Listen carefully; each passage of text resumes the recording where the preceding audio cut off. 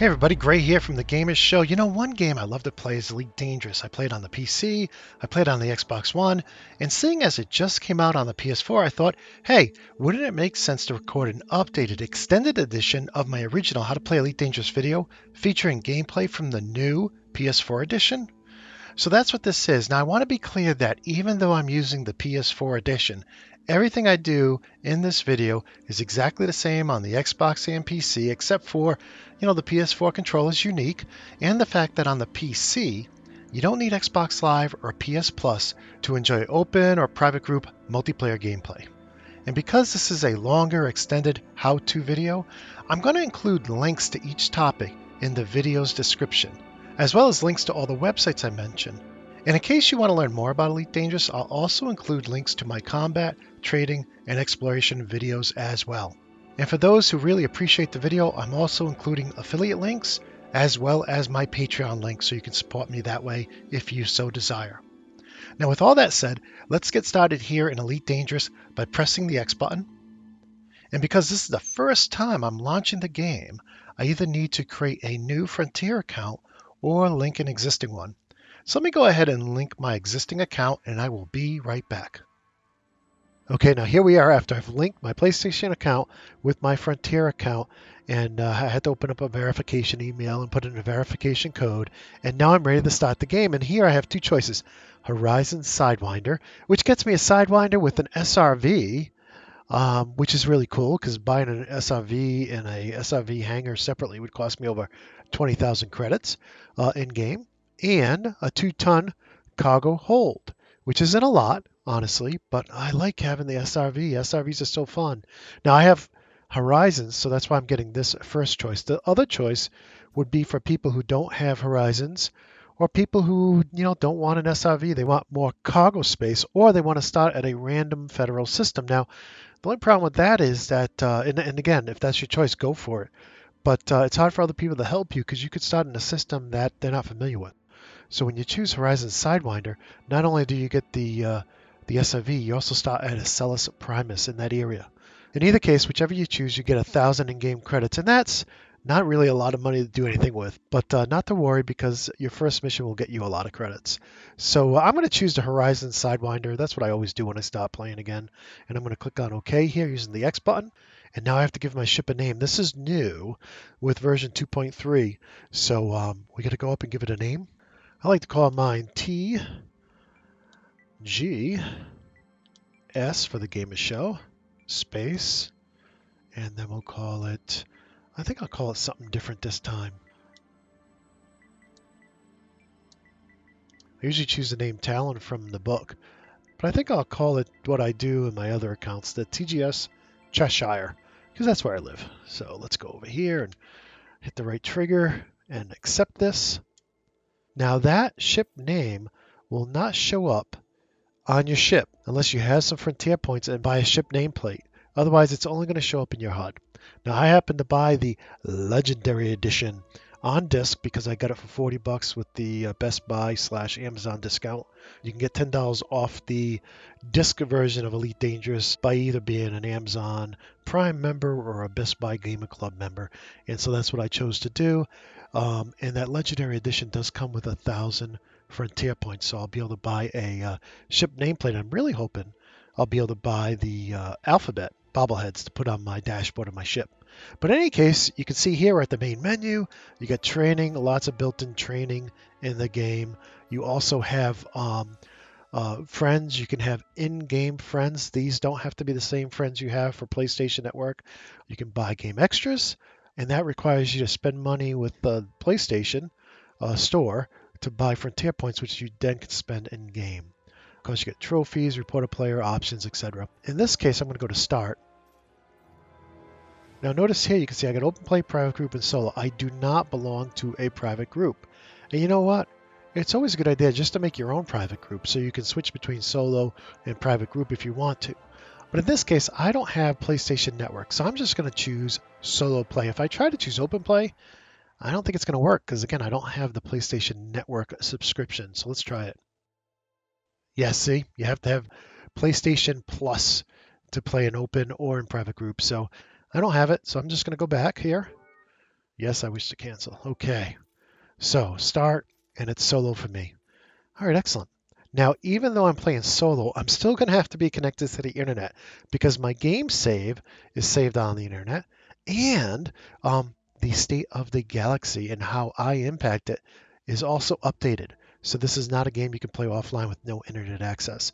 I have played quite a bit on my mobile hotspot, and it doesn't seem to use a ton of data, and it still works fine. So if that's all you have, it should be fine. Now here you can see an orange ship. This is my brand new Sidewinder. This is your starter ship. No matter which choice you choose, it's going to look just like this. And here we are. We're waiting for the lights to come on. There they go. And to look around my cockpit, to see what the inside of my cockpit of my new ship looks like, I'm going to click in the right stick, the right thumbstick. And now I'm going to tilt the PlayStation controller here. And okay, up and down. You can see my feet there. You get some displays that pop up automatically, panels they call them. I'll tilt it to the left here, and I'll tilt it to the right. And this is a pretty cool cockpit. I really like the Sidewinder. It's everybody's starting ship, but it's pretty cool. Look at this. Look at this overhead window, man. You can just see way back, and that's helpful when you're trying to find things in space. But I'm doing all of this by just tilting my controller around. And I'm going to reset it to turn that off by clicking in on the right stick again. And now that turns that off. Excellent. Okay, so we've seen what the inside of our Sidewinder looks like. Let's take a look at the outside. I'm going to hold down the circle and hit right on the D-pad, and that will give me the external camera. It's taking a second to load. There it is. Okay, now I'm going to click in the right stick to enter free mode here. And let's see if I can back up a little bit with my left stick. I'll go up. Nope, I'll go up with the right trigger. Nice. Okay, let's see if we can get a look at the front of our ship here. Now, if you go outside, if you enter into the geometry of the station, you get the signal lost here. So we don't want to do that. And it can be a little tricky at first to learn how to use the camera, as you can see here. And this is what your Sidewinder looks like in living color. It's a cool, very, very cool little ship for a starter ship. And if you want to get rid of all the instructions on the screen, you can just hit triangle, and they all disappear. Okay, to get back in our ship, we're going to hold down circle and hit right on the D-pad, and now we're back in our ship. Now, what are we going to do? We're in a spaceship. We want to go look at the Starport services to see what options we have. So let's go ahead and do that. And of course, I chose the Horizon Sidewinder. So I'm in Baker's Prospect in Acellus Primus. And here I can see this is a Federation system. It's exploited by Edmund. And I have 1,000 credits. I'm not going to do much with 1,000 credits. Now, one of the first things I think I want to do here is go over to the Hollow Me and design my avatar. So let's go ahead and do that. Okay, so I'm a guy. I don't like red. Too bright, too bright. Let's see what we got here. Okay, you can see here that this selection says 6 of 6, and so does this one. The rest of them, you have to purchase them. You don't own any of those. They're not free. So let's come in here, and let's choose black. Do I like the black? Looks really, really cool. And let's look at gray. Gray's too light, even though it's my name. I'm going to stay with black. Excellent. Okay, now, I don't really care about the helmet. I don't have really a lot of patches yet, so let's take a look at my preset here. So, I like preset 1. I just think this guy's a pretty cool looking dude. He's got some stubble there like I usually do, so I'm just gonna go with that, and we're done. So I'm gonna go all the way down to the bottom and do save and exit. Are you sure? Yeah. Now you can play around with that Hollow Me for hours. I mean, you can literally customize the hair, the eyebrows, the eye color. But I think you would appreciate me doing that here in this tutorial. So we'll just choose that simple preset and move on. And you can see here we got a commodities market where we could buy commodities. Now, if you notice down in the bottom right, it says I only have 2 cargo spaces. So 2 tons of cargo space in my ship. So not a lot. And that's because I chose the Horizon Sidewinder edition. Now, below that, you see I have 1,000 credits. And over here, on the left, as I use the D-pad to go up and down, you can see over on the top right, you'll see information about that commodity. Now, some of these, you can see the first one, there's demand for it. They have 1,600 tons of demand for explosives, and I can sell it to them for 300 credits a ton. And then if I go down here, they got a lot of supply of hydrogen fuel, 18,000 tons. And if I want to buy that, I could buy it for 71 credits a ton, and then I could sell it back to them at a loss for 68 credits per ton. You probably don't want to buy high and sell low. That's bad business. But in any case, I'm going to go ahead and hit circle here and back out. And let's take a look at the mission board. This is what I'm interested in. I want to take on some missions. And if we look over here, now I should say this, it always starts here in the list of missions. If you want to go to the top of the list on the left, you want to go to the right. If you want to go to the bottom of the list, you want to go to the left. And I always hit to the left, which is kind of a bad habit, but when you come here, go to the right, and then you can look through the different factions, different people, organizations that have missions that you can do. And how do you know which missions you can do?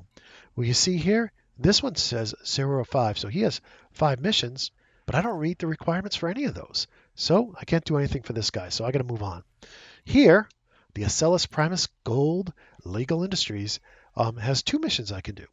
And one is mining, and the other is source and return.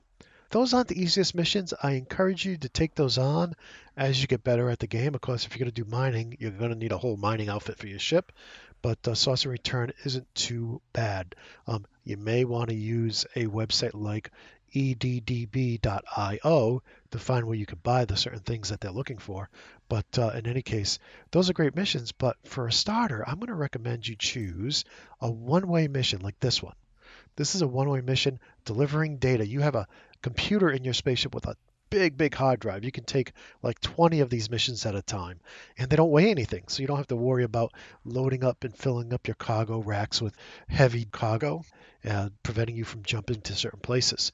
So with that in mind, I'm going to go ahead and select this by pressing X, and then I'm going to look at it. I want to make sure it's not an illegal mission because I'm not ready to start fighting people just yet, and it looks good. All of the missions say hostile ships may be sent against you. It is called Elite Dangerous. It's a dangerous galaxy, so that is expected. But it doesn't say anything here about this being an illegal mission. So before I accept it, though, I want to make sure my ship can get there.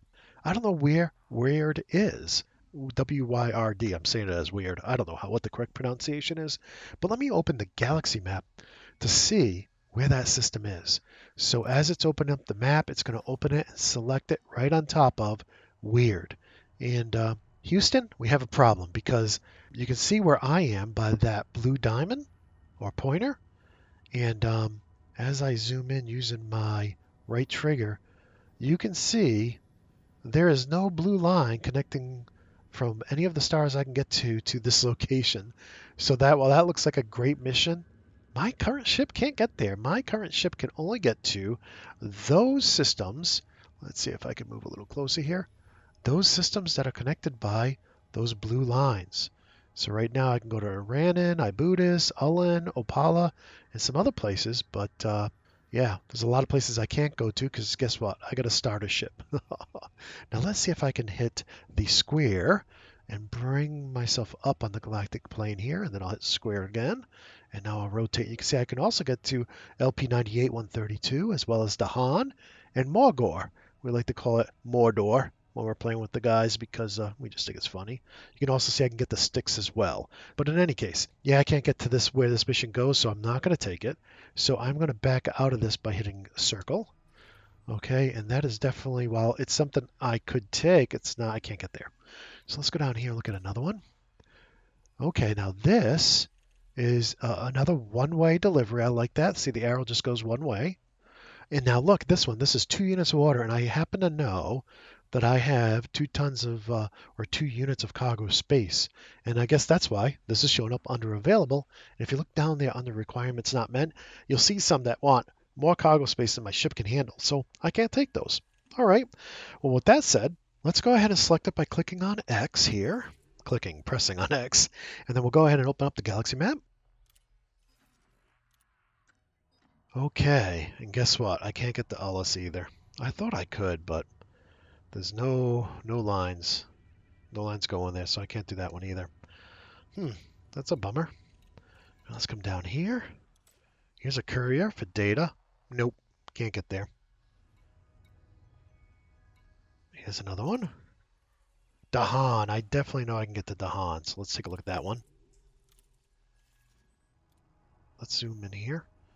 I'm using the right trigger to zoom in. You can see there is a blue line going from where I am, Ocellus Primus, that star system, to the Dahan system.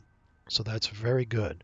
Now, one thing I want to make sure of by opening up the system map is that the destination station is not like a million light seconds away from the star or the dropout point. Because I really don't want to spend 30 minutes flying out to some remote station just to make a delivery to make like 10,000 credits. You can see here, Dahan Gateway is only 465 light seconds. That's not bad. What do we got over here? We got another one. Metalworks is 1,800 light seconds. That's not too bad. I would stay away from stations that are 10 to 20 to 100,000 light seconds away from the dropout point because it's going to take you a lot of real time to get there, and it's kind of boring just flying through black space doing nothing. So let's back up again, and select the mission again. So what I'm going to do is I'm going to accept it here.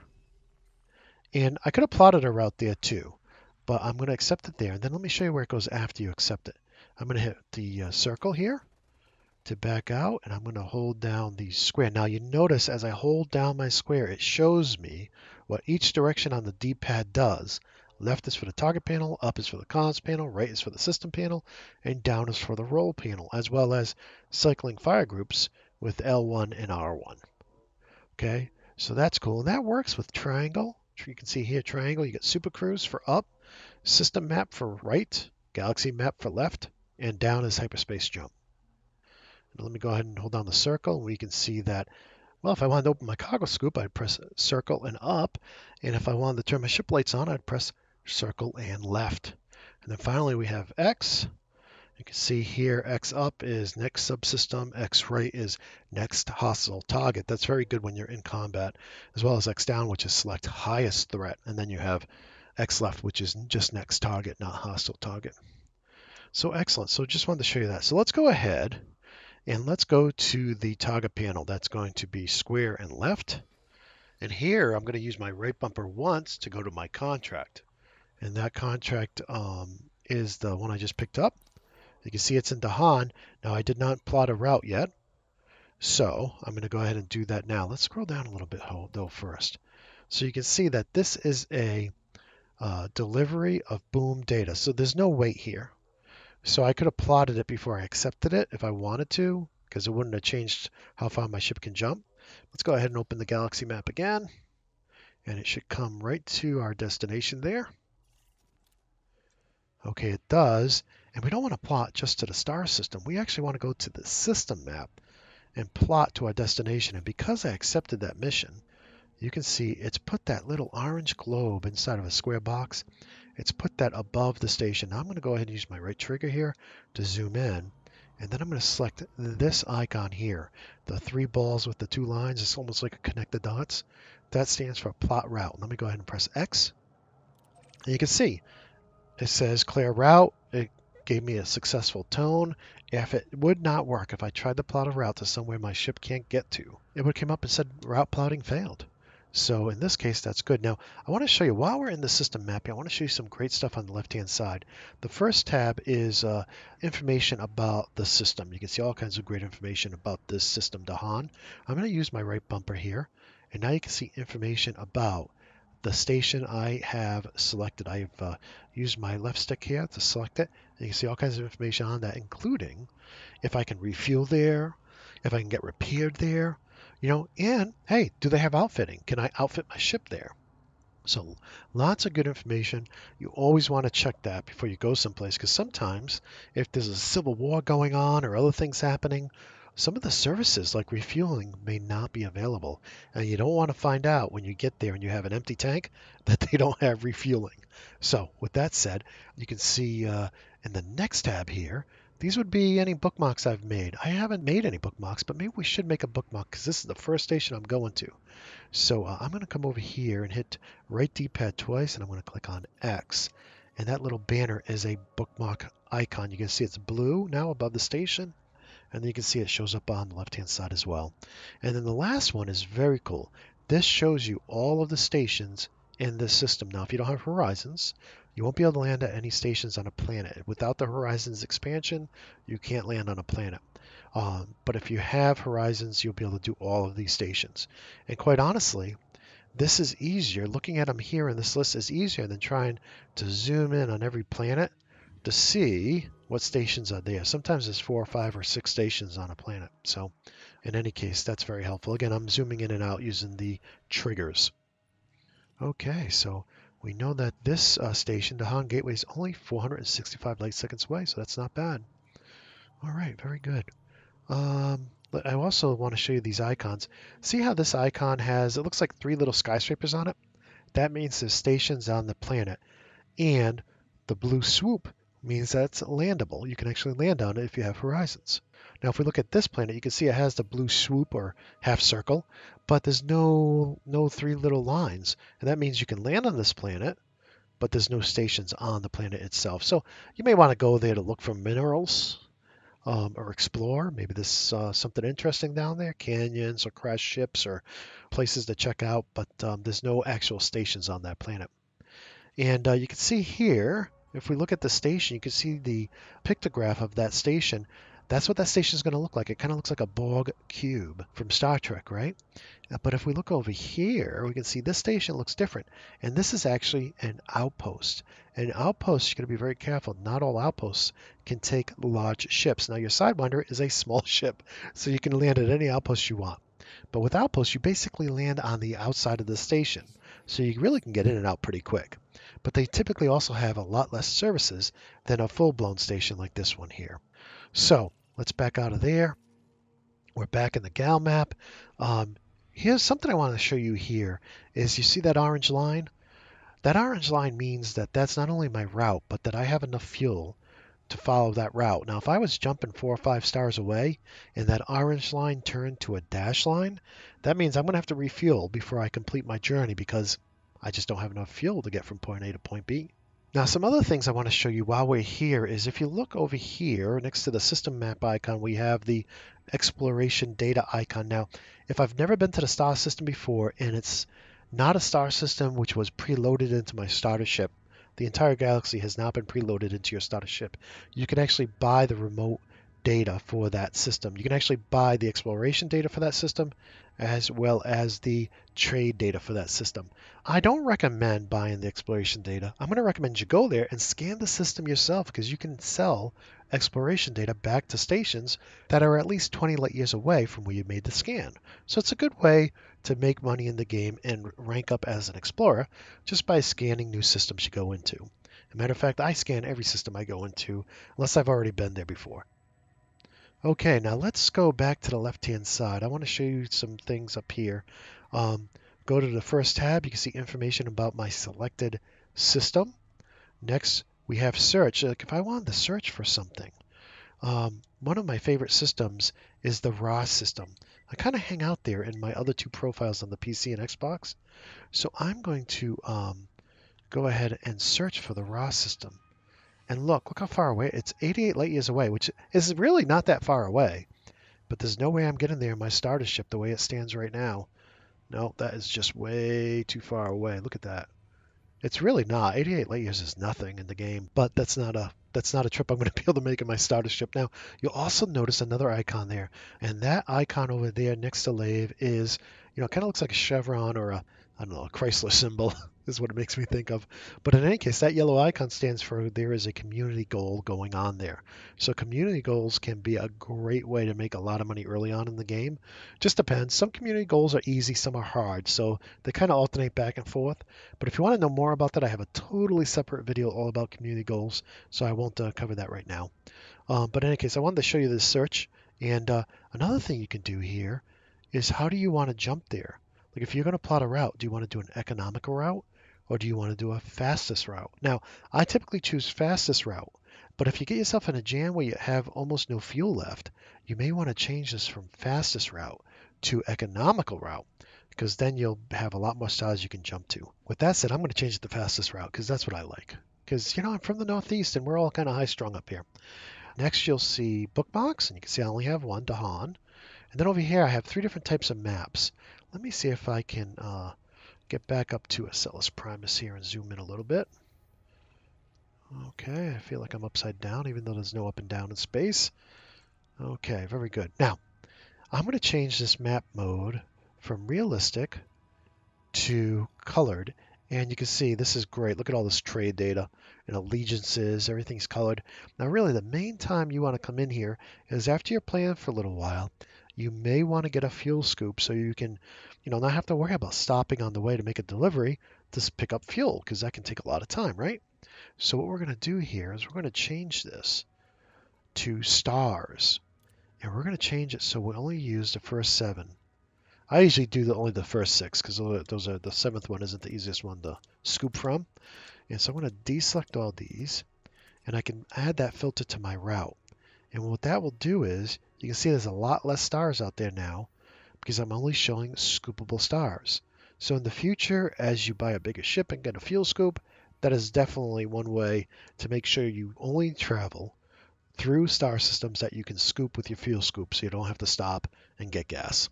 But in any case, I don't have a fuel scoop, so I'm going to turn that off for now. And I'm going to put the map back into realistic. There we go. Excellent. And finally, we can show what options show up on the GAL map. So here you can see that friends will show up as green icons if they're playing either in the same private group you're playing in or if you're both playing in an open. And you can see all of these, and you can turn these on and off as you want. Okay, so we're done here. Let's get out of the GAL map. We have some cargo to deliver. Oh, and look at this. I just got a new mission. I didn't select this mission. Let's take a look and see what this mission is all about. Welcome, Commander. Hey, if you will deliver data to Dahan 3 Metalworks, we know where that is, then we'll give you 10,000 credits. That is amazing. That's a lot of money. So let's take a look in case you don't remember where Dahan Metalworks was. We'll go to the GAL map, then we'll go to the system map, and look, it was way over here. Excellent, so we'll go there after we go to our first mission. This is great, we're going to make some good money. So let's back out of that, and so we'll make 8,400 credits here by doing this, and then we'll make 10,000 credits by doing that. Awesome. Great, well, I think we're ready to go. You can see here too that you can carry passengers if you have a passenger liner or actually passenger cabins. Really, almost any ship can accept passenger cabins, even if it's an ugly looking cargo freighter, you can still carry passengers. Contacts, this is a great place to go if you have any bounties you need to pay off or fines or bounties you want to collect because you took out a bad guy. Universal Cartographics, that's where you would go to sell your scans of star systems you go to. And then Crew Lounge, if you had a ship that accepted a ship launch fighter and you had one installed, then you could hire a crew to fly that fighter or to fly your ship while you fly the fighter to do that. And the cheapest ship that you can do that with is a keelback. So if you're thinking about looking at that, check out the keelback. Now, a great website to kind of look at all the different ships and the different outfitting is Coriolis.edcd.io. That is a great site. You can look at all the ships, compare them. When I first started playing the game, I was up there a lot, checking things out. And speaking of checking out our ship, let's go over here to outfitting and select outfitting. And we can see what's built in or what comes with our starter ship. You can see I got hard points here. These are my weapons. I got a couple of little starter weapons here. I really don't have any money right now to upgrade these. If I wanted to upgrade them, I'd just select X on them, and then I'd browse shop. And then you can see, this is what this local station has available. Again, I don't have any money to buy anything, so I'll get out of there. I'm not going to fight anybody with my starter ship and my starter weapons. You can if you want to. Good luck. But I'm not. Utility mounts. Check this out. I don't have any. Well, this is where you can actually buy. I'll browse the shop here. You can buy defensive modules like chaff launchers and point defense. You can also buy scanners like wake scanners, kill warrant scanners, manifest scanners, etc. So these are things you definitely want to add to your fighter. If maybe you buy an Eagle or you buy a Viper, you're definitely going to want to put some of this stuff on those combat ships. And even sometimes you want to put defensive things on your cargo ships because it is called Elite Dangerous. And even if you're in solo, there are NPCs out there to get you, or more specifically, to get your cargo. Remember how our mission said ships may be sent against you? Well, that's because it's a dangerous galaxy out there and a lot of different players are vying for power. Now we're going to go to core internal. The one thing I want to talk to you about the core is the first thing I recommend you upgrade is your frame shift drive, or FSD. The reason is this is the biggest factor limiting you on how far you can jump. So upgrade this. Even if you go to a 2D, you will have a much greater jump range. And if you don't believe me, check out Two Guys in Space. We started the game from scratch. And as soon as we upgraded this, we got to so many different stars. The other thing I want to point out in here, you notice everything in our outfitting is loaned. That's because this is a free starter ship. If this ship gets destroyed, but taken up by an enemy, or if I crash it, I'm going to get a replacement totally free. And because this is a free ship, basically, lifetime warranty on the whole ship, I can't actually sell any of the components for money. I can't sell my free components that came with my free ship and make money off of them. So that's why they all say loaned. So if you are going to upgrade like your frame shift drive, I highly recommend storing it. Because let's say you get a 2C frame shift drive. Well, you can reuse that 2C frame shift drive in your next ship. Maybe you buy a hauler for your next ship. Well, you can reuse that 2C. Why buy another one for the next ship? You can put the 2E back in here and then transfer the 2C into your new hauler. Otherwise, if you trade in your 2E frame shift drive, you're not going to get a penny for it. You're going to just lose it. You're going to never be able to get it back without buying one. So I don't typically turn in any of these starter ship loaned modules because there's no reason to. You don't make any money. In fact, on my original account, I still have my original Sidewinder, and I'm pretty proud about that. And the reason is, if you sell it, you don't get any money for it because it was free. So with that said, frame shift drive, that's the first thing you want to upgrade in my opinion. You can also see here that there's certain size spots in our ship for different size modules. You can always put a small module in a big slot. It's kind of wasteful, but you can if you have to. The other thing you want to notice is the letter. So you have 1C, 2E, 2E, 1E. E stands for how good of a unit that is. So E is the worst, A is the best. But there's something else that letter tells you, and that's its weight. If you have the D letter, that is going to be the absolute lightest version of that module. So a 2D frame shift drive is lighter than a 2E or a 2B or a 2C or a 2A. The other thing you need to keep in mind is the Bs are the heaviest. So while Bs are almost as good as As and usually cost a lot less, the reason for that is they're very heavy. So a B is powerful, but also very heavy. And I try to avoid Bs. I try to go from Cs to As if I can. Let's go in the shop and we'll take a look at it. So here you can see, here's a D frame shift, okay? You can see that this one weighs 1 ton, right? If I go to a C, that's 2.5 tons. If I go to an A, that's also 2.5 tons. There's no B here, but the B would have been heavier than the C or A just because B is the heaviest. But you can see here, the E is 2.5 tons, the D is only 1 ton.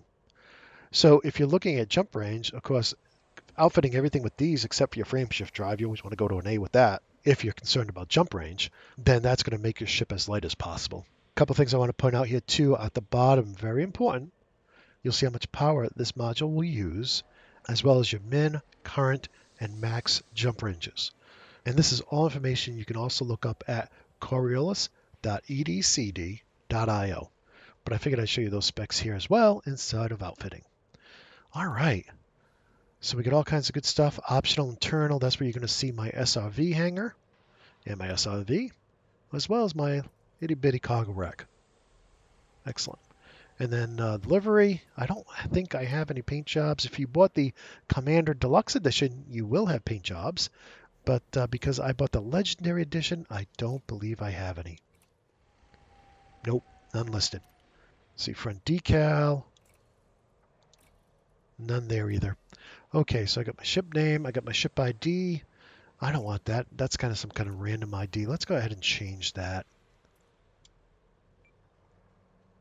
And we'll make that T G S. I don't know what it usually is, so I'm going to just make it 33. Okay, excellent. Confirm. Excellent.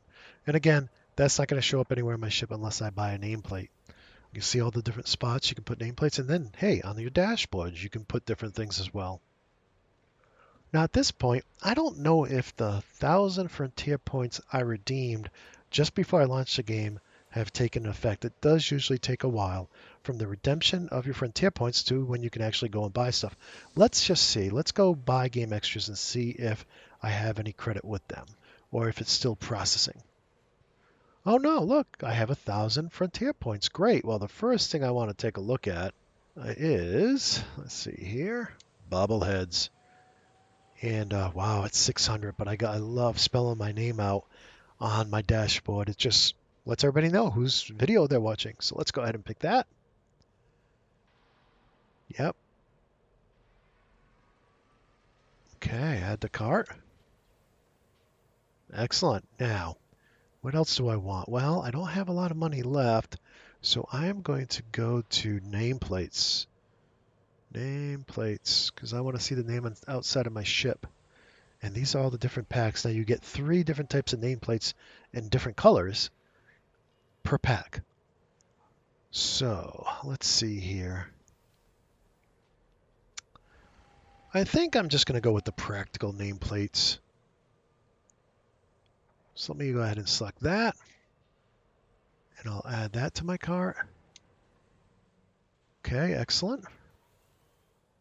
And I hate to say it, but I also like to do the ship IDs on the outside of my ship as well.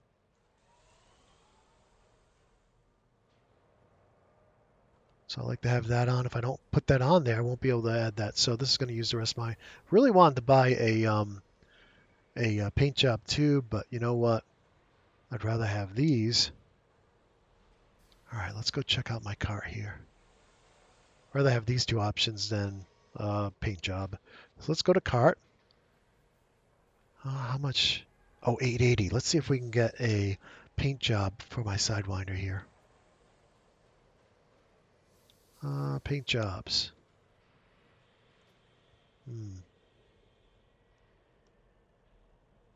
There we go. Sidewinder. Oh, I don't... Ooh, these are 100. 100. Red. I could go all red. All right, I think I'm going to choose this one right here. It's like, I like things black, but it has some blue stripes on it.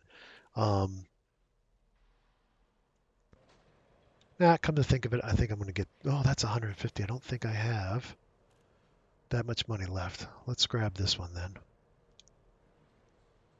Okay. Add to cart. Okay. Let's see what's in my cart here. Okay. Pretty much spent all I had. Proceed to payment. Frontier points. That's how I'm going to pay. Complete payment. Okay. Your purchase will be in game shortly. There can be a delay, and that is very true. There can be a delay. So let's get out of here. Okay, let's see if paint jobs showed up yet. No. So when we get to the next station, we'll check to see if they've shown up, but honestly, it can take up to 24 hours for them to show up in my experience. So with that said, before we get out of here, let's go to stored modules here. And this is, if you take anything out of your ship and store it, you can store up to 60 things. Now, if you store them in this station here where we are, Baker's Prospect, and you want to get to them from another station, you'll have to transfer them over there. And that costs a little bit of money. So it's not a bad thing to do, but sometimes it's easier just to sell what you stored and then buy it locally. But sometimes it's not. So with that, I wanted to show you that. Let's get out of here. A couple other things I can show you here. The Shipyard, if we had a lot of credits, we could buy new ships. And you can see they have 5 different ships for sale here. You see the Sidewinder for 32,000 credits. The Eagle, which is a great ship to buy for your first combat experience, that's 44,000 credits. The Hauler, which is a great ship to upgrade to from your Sidewinder if you're going to be doing cargo deliveries. So you can see that's 52,000 credits. And then you have the Asp Scout and the Type 7 Transport. Neither of these 2 ships are my favorites. Again, you can compare all the ships over at Coriolis.edcd.io, but you'll see there's reasons why these ships, especially look at the Type 7, it's a large landing pad. So that I've actually opted to go with a Python for doing cargo for CGs because it can land on a medium landing pad, which usually is just much faster and closer to the CG. So again, your call. I do own a Type 7. It's great for doing lots of cargo, but again, a lot of times I'll use my Python instead. On the Scout, I really like the Diamondback Explorer for its jump range, as well as the Asp Explorer. I own an Asp Scout, but you know what? I really don't use it because it has very limited internal module space. So again, check it out over at Coriolis. But you may find that the Asp Scout is your favorite ship. Don't go by my word because you know nobody's identical, and your favorites are not going to be mine, and vice versa. So I don't have any stored ships. When you buy multiple ships, you'll be able to store the ships you're not flying. And of course, you can transfer ships if you have ships scattered throughout the galaxy and you want to bring them to one single place. You can do that here. Big ships cost a lot of money to transfer. I don't understand this because it's no harder flying a big ship, really, than it is flying a little ship. So I don't know why the ship drivers or truck drivers get paid more to drive a big ship than a little ship because you're in space. It's not any harder to fly a big ship than a little ship. That's my opinion. You as you play the game, let me know what you think. But in any case, so that is the shipyard. And last but not least, advanced maintenance. A lot of users forget to come in here and check this. And the one thing you want to check the most is your ship integrity, because that does not automatically get repaired when you do the quick maintenance from the main Starport services menu. So make sure you come in here, every 4 or 5 times you stop at a station, check this just to make sure your integrity is still good because it has a lot of ramifications on the health of your ship. So be sure to check that every so often to make sure you're keeping your integrity up high. You don't want it to get too low or your ship will be easy to destroy. So let's get out of here. And that's it. I think it's time now for us to get out of Starport services. And we're almost ready to take off, but the first thing we'll do is return to the surface so we can kind of see, hey, what does Baker's Prospect look like, right? Well, as a station, what does it look like? So we'll take a look here. And we can see we're on a planet that looks like the moon. Let's go ahead and use the circle and right on the D-pad to get into our camera. And then I'm going to click in on the right stick so I have some freedom of movement here. Use the right trigger to go up. And you can see our Sidewinder without our new paint job. And let me go ahead and hit triangle to turn off all the different instructions there on how to use it. I'll use my right shoulder button there to rotate a little bit. And now let me zoom out using my left stick. And you can see what the station looks like. And that is a good looking station. Now, let me give you a landing tip. We haven't even taken off, and I'm going to give you a landing tip. You see that number, right? You see the number 1? That is what you want to point your ship to when you land. You see that arrow there? That is pointing to how you leave. That is not pointing to how you orientate yourself when you land. That is the opposite. A lot of people line up with that saying, oh, the arrow's pointing this way. This is the way I should line up. No, this is actually a jet blast deflector. So this will pivot up and direct the blast of your thrusters away from, maybe people driving on this little road right here. And yes, you can actually get out in your SRV and drive around this base if you want to. But in any case, we don't want people's jet wash blowing our SRVs off the track. So that's what this is. That arrow is not pointing to how you land. It's pointing to how you leave. Very important. My buddy Mace was very confused about that. So in any case, another thing you'll notice is typically like a traffic control tower underneath the number of the pad you're landing at. So you can see the 01. You can see how the 01 is at the front of the bay. Now, because I'm getting ready to launch, the platform has turned around. So I'm now facing opposite of how I would land. But if I was coming in for a landing like this, I'd want to aim for that 1 right till it just about it disappears. And I'll be looking at, almost always be looking at some kind of building, not at the deflector there. Okay, so that's a good tip. So I'm going to go ahead and hit circle and right on the D-pad. And now we're ready to launch. Now, the first time you launch, you're going to have to pass a checklist. So let's go ahead and do it. Okay, pitch up. Let's see. Pitching up. Pitching down. This is the left stick. Roll right with the left stick. Roll left. Toggle flight controls. This is important for landing. We'll get to that when we land, but you want to click on the left stick. Excellent. Now, throttle up, right bumper, or R1. Throttle down, left bumper, or L1. Landing gear. Now, a lot of people get this wrong. You want to hold down circle and press down on the D-pad.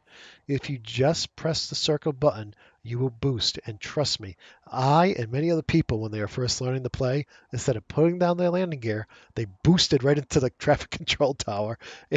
And don't feel bad if you do it, because it's happened to almost all of us.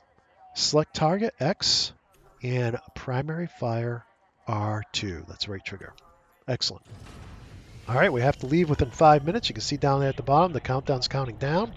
And you can see that I have the landing graphic up. And in a moment, it will change to the takeoff graphic. You'll also, I don't know if you noticed this, but the pad actually went down and twisted around and came back up. And the deflector also came up. So now to take off, I'm going to push up on the right stick, and that's going to vertically bring me up. And here I go. And you can see in the middle of the screen is my scanner. It's also changing now to, because I'm close to the ground, it's kind of a topographical map of the area around me, a 3D map of the ground. And as I get higher, it will turn into the scanner that we're used to seeing in space.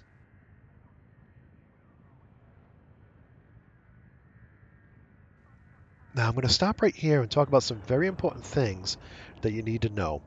First off, on the right-hand side here, you will see your altitude. You will also see your latitude and longitude, and then you'll see the G's of the planet. Be very careful when landing on high G planets. On low G planets that are point something, they're very easy to land. But when you start getting up to 1.52, 2.53 and more, you can come down to the planet and not be able to stop if you're coming in full speed and crash like I did in Two Guys in Space. It was hilarious. But in any case, look at that number and be cognizant of it, because that's very important. Now, to the right of our elevation or our height, 1.5 kilometers, you'll see our vertical speed indicator. So I'm going to go ahead and push up on the right stick, and you can see that those two little lines are showing above the indicator. And if I let go, they flatten out because I'm now stationary, so I don't have any vertical speed. Now let's go ahead and give ourselves some forward speed by holding down the right bumper. Okay, and you can see down here on the bottom right of the scanner, you can see a gauge. I'm going to go ahead and slow down again, and I'll speed up. So I'm using the bumpers to do that. You can see that number changes and the gauge changes.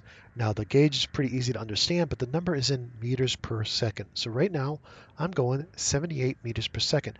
Now you'll also notice on the bottom right that I still have my landing gear down. So let's go ahead and bring those up by holding down circle and hitting down on the D-pad.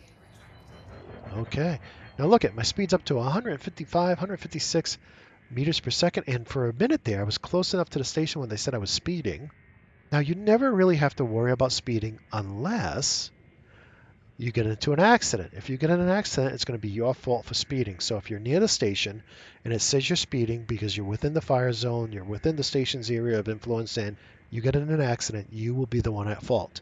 However, if you keep your speed at 100 meters per second or less, and you get in an accident, it'll just be considered a mutual accident, and you typically won't get a fine for that.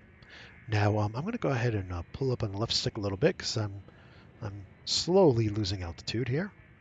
And you can see how many degrees up I'm pointing. I'm right around 25 degrees here. I'm gaining altitude again. Some other things I want to show you. You can see in the scanner there's this orange marker. Orange markers are for other ships, NPCs, etc., that you have a neutral relationship with. So that could be an NPC that's making a cargo run to the station I just left. It could be the station itself. It can be many different things. If you see green there, those are people you have a good relationship with, something better than neutral, like cordial or friendly or allied. And if you see red, those are people who are your enemies. And typically, if they're red, they're going to be firing on you, shooting at you. So either get away quickly or take them on and try to blow them up. But red is always bad. Now, you never want to accidentally shoot a neutral person, because that will not only make them red, typically, but depending on the circumstances, may make you wanted. And that's a whole other thing we won't go into right now, but you don't want to be wanted, typically. Okay, so what else can we look at here? We're flying along at 156 meters per second, and to the right of our speed indicator, you can see our ship. and 3 blue rings around it. And those 3 blue rings tell us the status of our shields. So right now, our shields are great. And below that, you'll see our hull percentage. So we have 100% hull. So it's like we have a brand new ship. Our ship's in ship shape. To the right of that, you will see our power distribution pips. Okay, we have 3 capacitors and we have 6 pips. And right now, all 3 capacitors are fully charged. So now what I'm going to do is I'm going to put more pips into ENG by hitting up on the D-pad. Okay, now because I put more of my available power into engines, I now have a new max speed of 215 meters per second. If I were to put all my pips into systems and weapons, you can see I have no pips in engines, and now my max speed is coming down to 98 meters per second. Now, why would you want to change how you distribute your power? Well, if you're running cargo in a friendly area, it may not need any pips in the weapons because you're not going to be using them, right? And so you may want to go as fast as you can, and you might want to have as many pips as possible in engines. The other thing that the pips do is not only give engines immediate power now, but they also will recharge your capacitor faster. So if I hit the red button to boost, you can see I drained my capacitor and my speed went almost up to 300 meters per second. But because I have 4 pips in the engines, my capacitor for my boosting is charging much faster than it normally would, so I can boost again fairly quickly. And that's good to know if you're trying to get away from some bad guys who are trying to hunt you down, bounty hunters or pirates. Now, you may want to put more pips in the systems. That helps recharge your shields, but that also powers your defensive modules like chaff and point defense and whatnot. So that's very important. And then if you're fighting, you want more pips in the weapons because your weapons require active cooling. And the more pips you have there, the faster they will cool down or the colder they will stay and the longer you'll be able to fire them. So that's very important. Now you can always reset your pips by going down on the D-pad. And to put pips into system, you go left on the D-pad, weapons, you go right on the D-pad, and then engines should go up. So I usually run, when I'm doing cargo, I run with all my pips in my engines because I just want to get where I'm going fast. And again, you can hit the circle button to boost.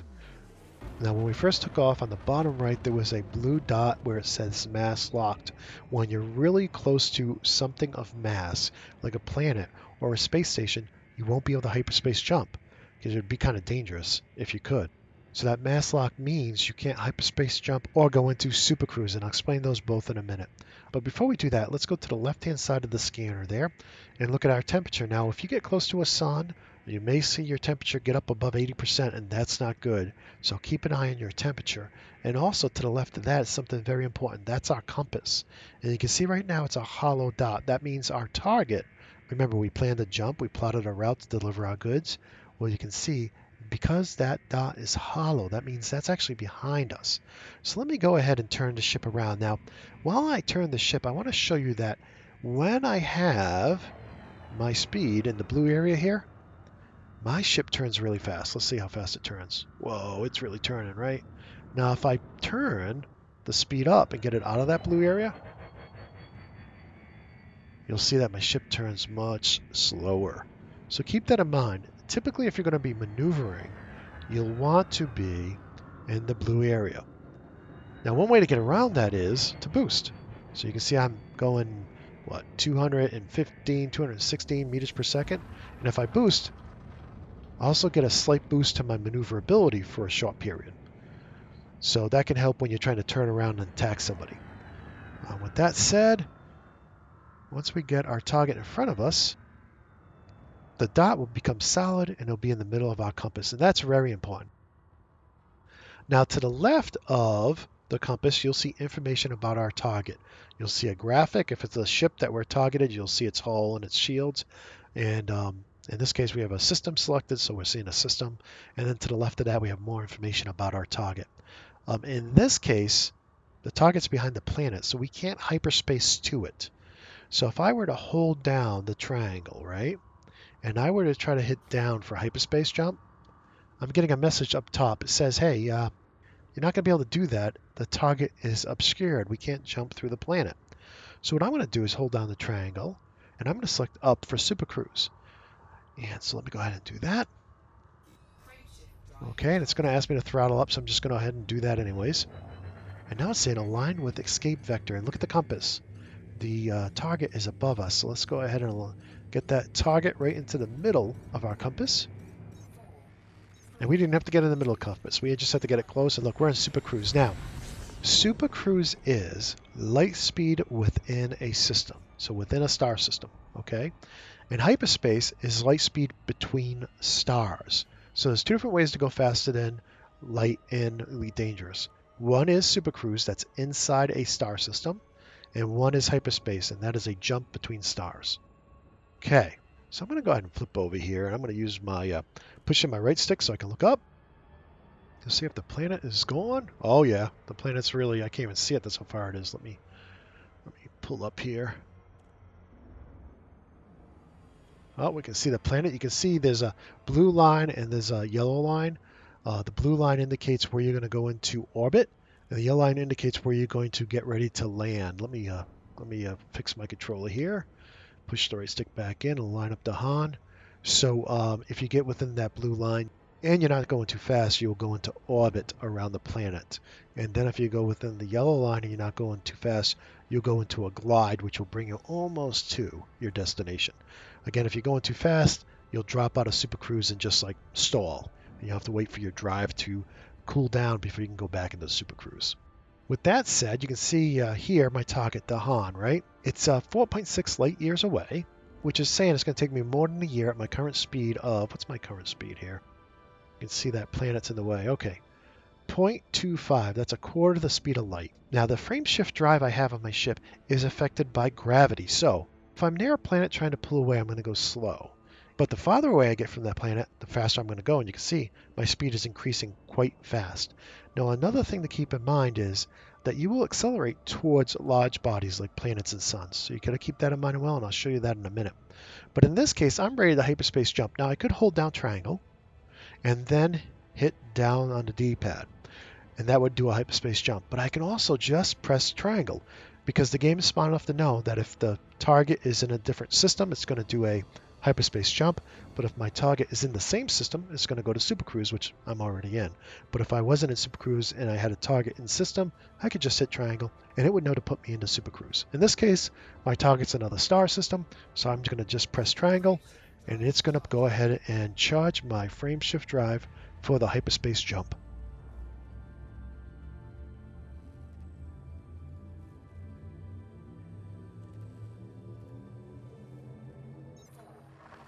All right, and here we go into hyperspace. Now, you can't use much of your ship when you're in hyperspace. It's kind of sad. If I want to do square left, you can see I really can't do anything over here in my nav panel, so I'll just hit circle to get out of it and come back to the main menu. I hope they change that.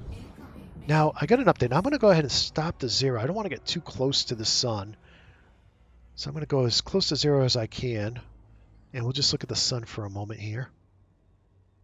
I really think the suns in this game are just beautiful. Look at that. It looks like liquid gold. Beautiful.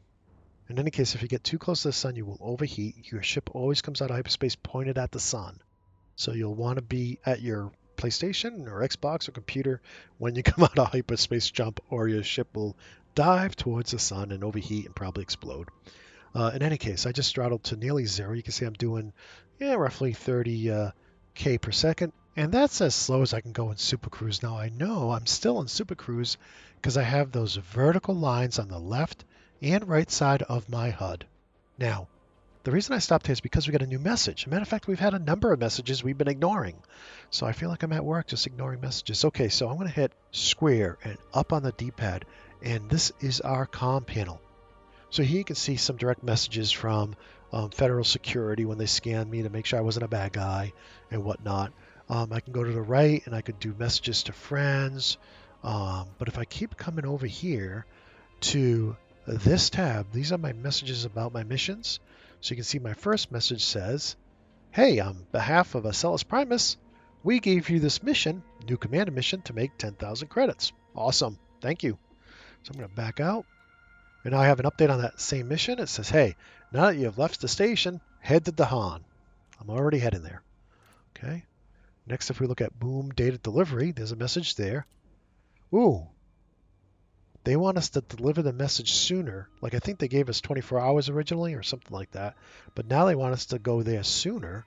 And if we get there sooner, they'll give us an extra 12,000 credits. That's awesome. Good deal, Lucille. All right, then we'll come up here to welcome Commander. He says, hey, we're pleased to see you're in the system. Don't forget, come drop off the data and we'll give you 10,000 credits. Sweet. All right, but we're not going to do that first because that boom data delivery mission we had, let's go over here. You can see it's updated. And there's a bonus now.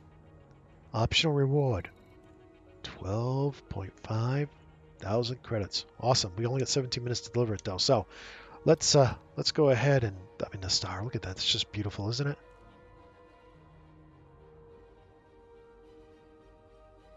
Anyways, let's go ahead and throttle up. Let's make sure we stay outside of that yellow line there so we don't slow down. And then, oh, you know what? Our target's on the other side of the star. Look at the smoke. We're flying through smoke. All right, there it is. So let's line it up. I'm at full throttle. As I leave the sun's gravity, I will speed up.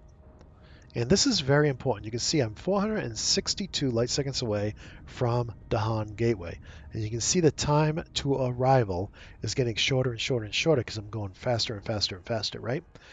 It's very easy when you first start playing to fly right by the station because you get so much speed, you can't stop. There's no brakes in space, right? So you can't slam on the brakes, unfortunately. So the trick is to throttle back and not let your arrival time get under 7 seconds. Right now you can see I'm at 8. And I think I have accidentally clicked into my left stick and put myself in alternate controls because my right stick isn't giving me any direction. So I'm going to click in on my left stick again. And yes, now I can move back and forth with my right stick. That's good. Okay, it's at 7. I don't want it to get down any faster than that. Okay, now, ooh, 6. I'm going to throttle down just a little bit because I'm picking up speed as I'm going towards this mass. As a matter of fact, I'm going to throttle down a little bit more to try to get it back to 7 because I don't want to blow by it. Some people call it when you blow by and have to turn around, they call it the turn of shame. Me and my friends, we call it an E-turn for Elite Dangerous because we think it's silly. You know, when I have cruise control on my car, if I get on a hill, I don't like go from 50 miles an hour to 100 miles an hour. So, but whatever. Hey, it's still fun to play the game. Now, as I go by that planet, you can see I've slowed down and now I'm speeding up again. So I'm going to have to keep raising and lowering my throttle to get to the planet. Now I'm going to go ahead and really slow down because I'm approaching it fast and I want to cover arriving to your destination here. And so I've throttled down as much as I can. And I want you to look at the bottom left of your HUD. You see there I got 2 indicators. I got speed and distance. When I get to within the right distance to drop out to the station, that vertical line will be in the blue area and I will be prompted to press triangle to safely drop out next to the station. Now for most stations, that is 1 million meters. But some stations, very few stations, it could be more. It could be 5 million meters, 10 million meters, but most stations are going to be 1 million meters. So now I still have about 4 million meters to go here. So I'm going to throttle back up. Again, I don't want my arrival time to get too far below 7 seconds because then I may not be able to slow down and safely disengage or safely drop out of frame shift. So I'll throttle up some more because I'm impatient.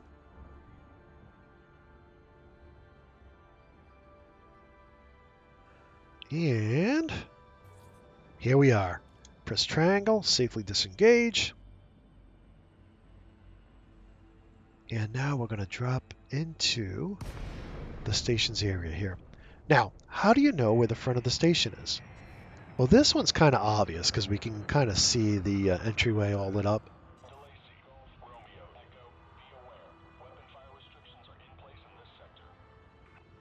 But typically, the front of a station, unless it's an outpost, the front of a space station will be the side that is turning counterclockwise. Okay, so now as I get closer, I want to request docking. I have to be within 7.5 clicks or 7.5 kilometers.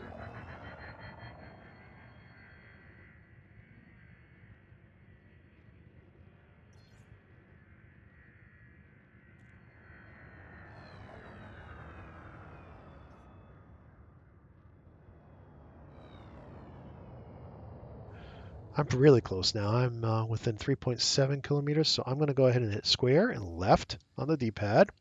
And I'm going to go to contacts. These are everybody who's in this area. Again, I'm in solo, so these are all NPCs. I'm going to select the station Dahan Gateway, and I'm going to request docking. You don't want to fly in there without requesting docking. And you can see here over on the right, my distance still shows up. So I'll know if I'm within the 7.5K to be able to request docking. So let me go ahead and do that. Okay, now I'm going to hit circle to get out of that window. And you can see, they said proceed to landing pad 14, and I get 10 minutes to land. Now, if I had a docking computer at this point, because I'm at 0 throttle, it would just take me in and land me. But I don't have one because this is a starter ship. So we're going to go in manually here. I'm going to keep it pretty slow because I don't want to crash here. My first playthrough on the PS4. And let's see here. It can be a little tricky because you have to keep your orientation with the slot there in the front of the station. Let me click in the right stick and I can kind of look up there by tilting my controller. Okay, I'm getting close. And here we go. I got to go in on the green side. I want to make sure my speed is under 100 in case I crash into anybody. I won't get a fine. Okay, I'm gonna. Now this is a small ship, so it's not so critical that you're perfectly level. And there up at front, I can see 14. Now, if it says pad 1, it's right inside the entrance of the station, so those are hard to get to. But this one's pretty easy. Now, I'm going to go ahead and put my landing gear down, hold circle, hold down on the D-pad, and now my gear is down. It slowed me down. I'm going to slow down some more manually. You can see I'm looking at the number. I'm looking at traffic control there, and I'm going to come on in. My gear is down. Here I come, nice and slow. Okay, now you can see my interface changed. My scanner has changed to the landing interface, and it looks like I'm drifting a little bit here.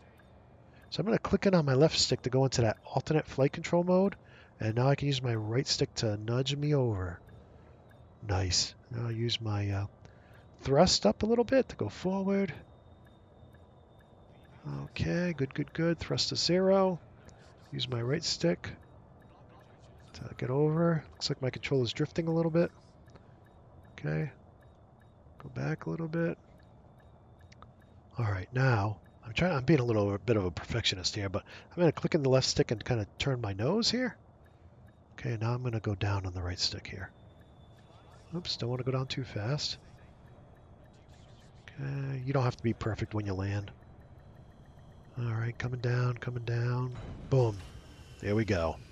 We're here. Excellent. Well, let's turn in our mission so we can make some money. All right, Starport services. Okay. Come over here to the mission board. What do we got? What do we got? Now you can see here the mission you're going to hand in, it has that exclamation point, and you can see it on the left because sometimes you may have missions from multiple different groups, so you'll see multiple exclamation points. You're going to go to each one and select hand in your mission. So I'm going to go ahead and claim my reward. And now what did I make? 20,000 credits. That is really, really good, especially for somebody new just starting out. That's awesome. You can see my rep with this faction is growing, the Acellus Primus Purple Crew. I'm neutral right now, but I could become cordial with a couple more missions. Now, one thing to note, if I did cross from neutral to cordial here, it won't show up in my mission selection until I back out and come back into Starport services, until I back out and come back into the mission board. At least that's the way it's been working for the last year, that if you do cross that threshold from neutral to cordial, and now you can take additional cordial level missions, you have to back out of the mission board and open it back up for that to update here in the mission board itself. So keep that in mind. But for now, I'm just really happy. I made some good money with these guys. Excellent. Now, I may as well look and see if there's any other missions I can do, right? Let's see. I don't know if I can. I don't think I can make it to BD55. How about these guys? Black box salvage. That's fun. That's something I would definitely suggest you look at after you earn some money and feel comfortable with how to play the game. My buddy Mace put a tutorial on how to do that up on our channel, so you can check that out as well. And one other thing you may want to do is this filter here. Change that filter to legal. So make sure you're not accidentally picking up illegal missions. They don't have that filter for passengers. And my first passenger mission, when I took off from the station, they blew me up right away before I even got out of the station because I had an illegal passenger. Don't know why they didn't pick the passenger up when he walked from the station to my ship, but they figured they'd just blow up a ship full of mostly innocent people instead. So keep in mind, with passengers, there's no legal filter, but with regular missions, there are. I'm not going to do black box right now because there's a little bit of hunting involved in that. You can see this is a fetch and retrieve mission. You can see that's a great place to use eddb.io, the website, which is awesome. You can see some trade data salvage missions, kind of similar to black box missions. A lot of fun. Let's see what we got here. Salvage contracts. Um, Nothing I'm interested in. No one way. I like the one way, no commitment missions early on anyway. So that's good. And I can't make it to BD. But you know what? Maybe I could make it to BD if I had a better frameshift drive. Let's go to outfitting and see if they have any here. Oh, while I'm here, I'm going to refuel. You see I'm about a quarter or a third of my fuel is empty, so I'll refuel right here. Excellent. Let's go to outfitting here. Now, I made a mistake. You typically want to do enter hangar because once you click on outfitting, if you're on top of the hangar bay, you're really stuck in this animation until it's done.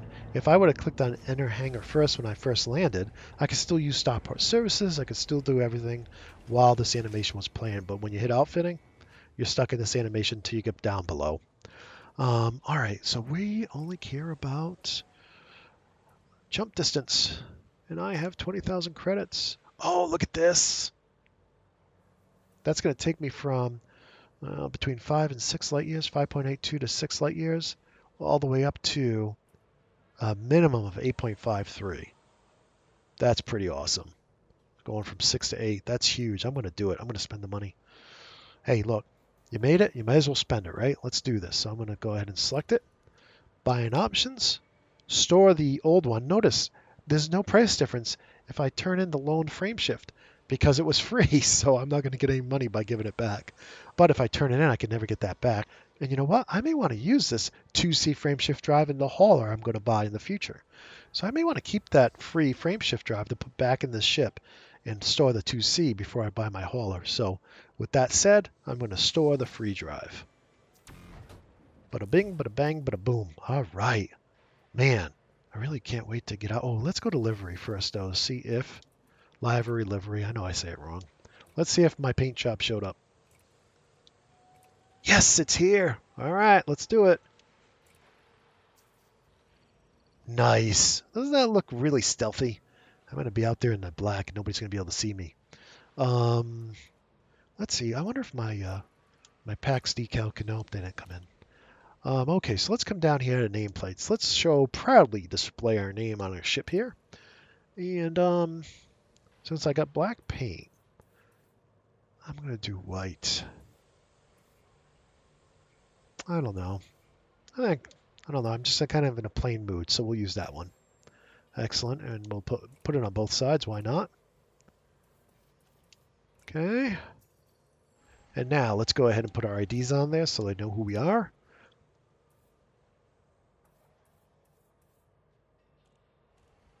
Yeah, I think I'll go with that because it kind of matches the nameplate.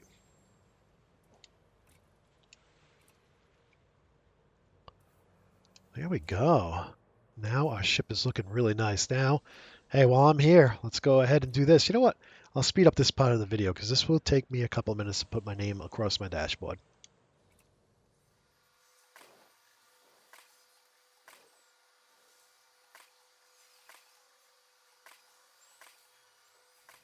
Okay, I got all my bobbleheads installed. I actually have to do it twice because I made a mistake. I forgot to skip the first spot.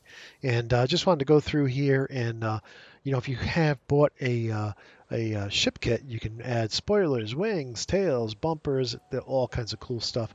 As well as you can buy colors for your weapons. So if you want your weapons to be red or yellow or green or whatnot. And of course, engine colors as well. So let me go ahead and back out of there. And I think we're done in here. And now I want to go to the gal map. I'm going to hold down triangle and hit left on the D-pad.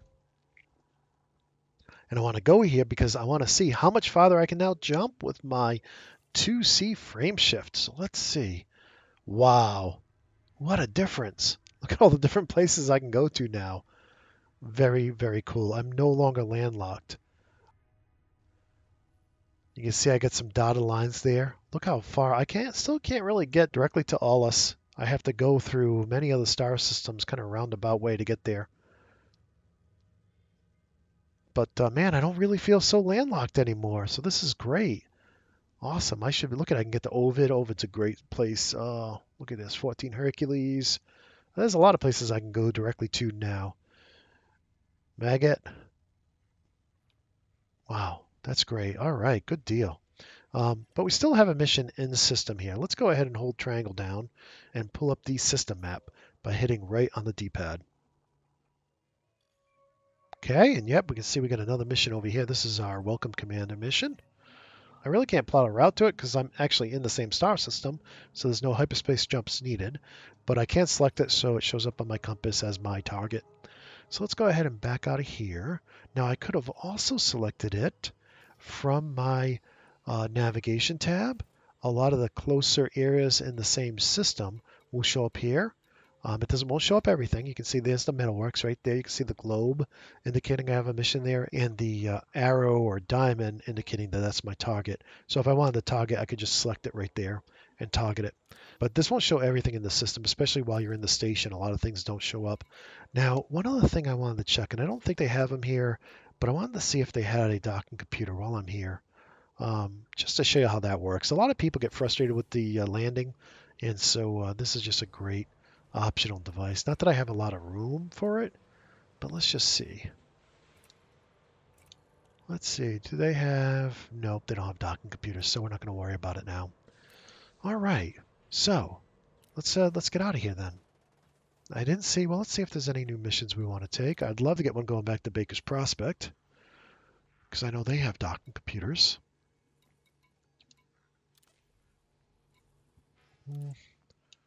No. No, I don't want to do Massacre. Don't really have very good weapons, so I don't want to go out there and try to shoot somebody. So, all right. So let's just go to the... let's just go do our next mission. So I'll get out of here by hitting circle. I'll go ahead and launch.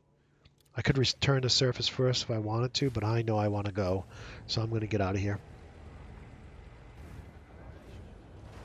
Taking off is easier than landing, I think, quite a bit. You want to keep it under 100 until you get in the slot, and then you want to really speed up. So here I'm hitting on the right stick. Now, be careful not to go up too fast. There's other ships all around here. Let's look up. Nobody there. But there's all kinds of ships around here. You also want to go out on the green side. You can see as I hit right, it's sliding left and right. That means I'm still in alternate flight control. So I'm going to click in on my left stick. Now I'm actually turning. That's good. Okay. And you'll see the little message on the top right. Every time you're clicking on that stick, it'll tell you that you're switching between modes. Okay. Now you don't want to loiter. I'll show you what happens if I go out of the slot really slowly. They'll yell at me. They'll say, "Hey, you're taking too long to get out of the slot."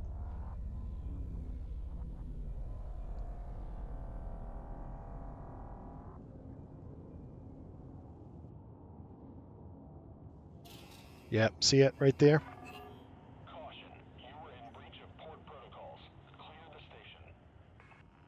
So that's not really an issue, except that it's annoying to hear that. So if you're going through the envelope, once you get into the envelope and you're pointing straight ahead, you can increase your speed. As long as nobody's coming head on at you, you can increase your speed. You can bring your landing gear up by holding down the circle and clicking and pressing down on the D-pad. You can see one of the local ships is scanning me. One of the local security is scanning me just to make sure I'm not carrying anything prohibited. A lot of times you can look around and you can see them right there. So now we have to look at our compass because we know we have a station targeted. So let's go and get that dot into the middle of our compass here.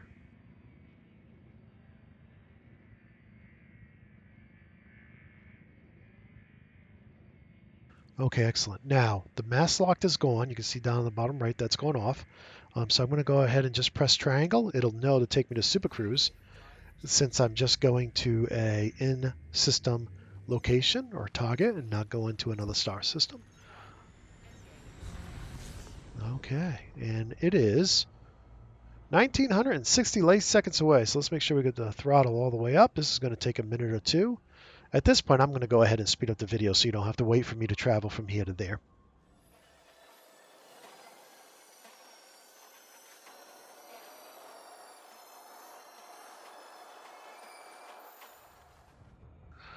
All right, as we get closer, we're going to want to reduce our throttle to make sure that we don't go below that 7-second arrival time. That is so key to making sure you don't pass the system, that you don't have to do that embarrassing E-turn or turn of shame. Okay. Oh, I throttled back a little bit too much. And, you know, that's what you do. That's how you fly between places in system, in frame shift drive. And that's the one trick. That's the one thing you gotta know to make sure you're not going to just keep flying by. I've had so many people, friends, say, you know, I bought that game, but I keep flying by wherever place I want to go. I can't figure out how to not fly by it, and that's the trick. And you know, I really think, you know, we have cruise control here in the 21st century. Even in the 20th century, we had cruise control. That takes care of that. So I just don't understand. This is the year 3303. Why don't we have that in this year? Or maybe it would just make the game too easy or too boring if they didn't include that little gravity effect. Whatever the case, it is what it is. The game's still a lot of fun, even though that's the way it works. Okay, we're getting close here. I'm expecting to get the notice around 1 million meters. And almost there. Here we go. Triangle. Ah, here we are. Nice. Okay, so we got to get within 7.5 clicks before we can... There it is. Okay. We'll do square left. Go to contacts. Select the station with our X button and request docking. And then circle the back out of that. And yes, docking pad 1. Now, the docking pad on these stations can be kind of hard to find because they can be on any side of the station. So I'm going to go ahead and give myself some vertical thrust here. See if I can find it. Now, there's one lit up. Now, that could be for me or that could be for an NPC. I don't know. I'm looking at it sideways and I can't see the number. Well, we'll just have to get close to see if that's it. Now, you can fly into the... If you're having trouble docking, you can fly in upside down, get in the right position, and just flip over if you find that helpful. Let me throttle down, circle down to let my gear down. Yeah, that really slows you down. And yep, that's number 1. So remember, you want to fly towards the number. I usually say fly towards the number until it starts to disappear. And don't fly over or loiter over other pads because you will get a fine. Okay, so I'm going to come right towards the number here. It's starting to fade away, so I'm going to throttle to 0. And now I'm going to slowly bring myself down until I get that landing interface, that landing graphic there on my scanner. Okay, good. Oh, I'm doing great here. Let's go forward some more. I know some experienced people are saying, you're not doing that great. Okay, I'm not doing that great. But if I was a new player, this would be awesome. So I'm going to go ahead and click in the left stick. Well, before I do that, I want to rotate here so I'm looking straight. And actually, I don't even think I'm going to have to go to alternate controls. I'm so close to 0 here, to the middle, that I'm going to come down. You want to come down slowly. You don't want to crash to the ground. And boom, we're done. Nice. All right, let's pick up our money. And this time I'm going to enter hangar first because I want to see if they have docking computers. So let's go ahead and enter hangar. Okay, now I can go to Starport services and keep doing things here. Like turn in my mission. Okay, mission board. I have 4,000 credits. Ah, hand in mission. Nice. What did I make? 10,000 credits. You can see here I got reputation not only with the Acellus Primus Nobles, but I also grew some superpower reputation. Let's look at that. I'm going to hold down the square and hit right on the D-pad. And here you can see my combat rank, my trade rank, my explorer rank. as well as my superpower reputations, Federal, Empire, and Alliance. Now, a lot of people don't know this, but you can actually use your D-pad to change the right-hand side of the screen for other information as well. I'll just go through it quickly, but there's a lot of information in here. It took me a while before I found that. And then you can also use your right bumper or your right shoulder button to change between your modules. Now, if you have more modules than power, you can actually give each module a priority, like 1, 2, 3, and the lowest priority module will just turn off because doesn't have enough power. And this is something I do on my fighter ships. I will turn off power to the cargo hatch because on my fighters, I don't have any cargo holds. I don't have any cargo racks, so I don't need to give it power because I just don't have any cargo. So that's one way. See, I could change this to a 4, and then if I didn't have enough power for everything in my ship, it would turn off the cargo hatch first. And that's also something I do with the docking computer because typically you will only run out of power when you deploy your weapons because your weapons aren't on when they're not deployed. And so you don't, if you're in combat, you don't need a docking computer. You're not going to dock with the enemy. So at least not in this game. So in any case, I just wanted to show you that quickly. Fire groups. Now, when you first start off, I recommend keeping your weapons all in one fire group and keeping your defensive things, which I don't have any, in your second fire group. Actually, I'm going to go ahead and press X on each of these twice to put those on my second trigger. So this would be my first trigger, this would be my second trigger, or right trigger, left trigger. And the reason I say have just one fire group when you first start off is when you first go into combat, it is very confusing, all the different buttons you have to remember to hit. But over time, you'll actually want to have 2 fire groups, or actually more fire groups. But when you first start off, just put all of your weapons on one trigger because there's so much you have to do and so much you have to learn that's what I recommend. Here we can see our cargo. We don't have any cargo. But there's also other things that you can carry. Now, cargo is limited to how many cargo racks you have. Materials, you're limited to 1,000 different materials. Data, you're limited to 500 different pieces of data. Then you have synthesis and cabins. Then finally here you have functions. You can see the picture of my ship. You can see the type of ship I'm in.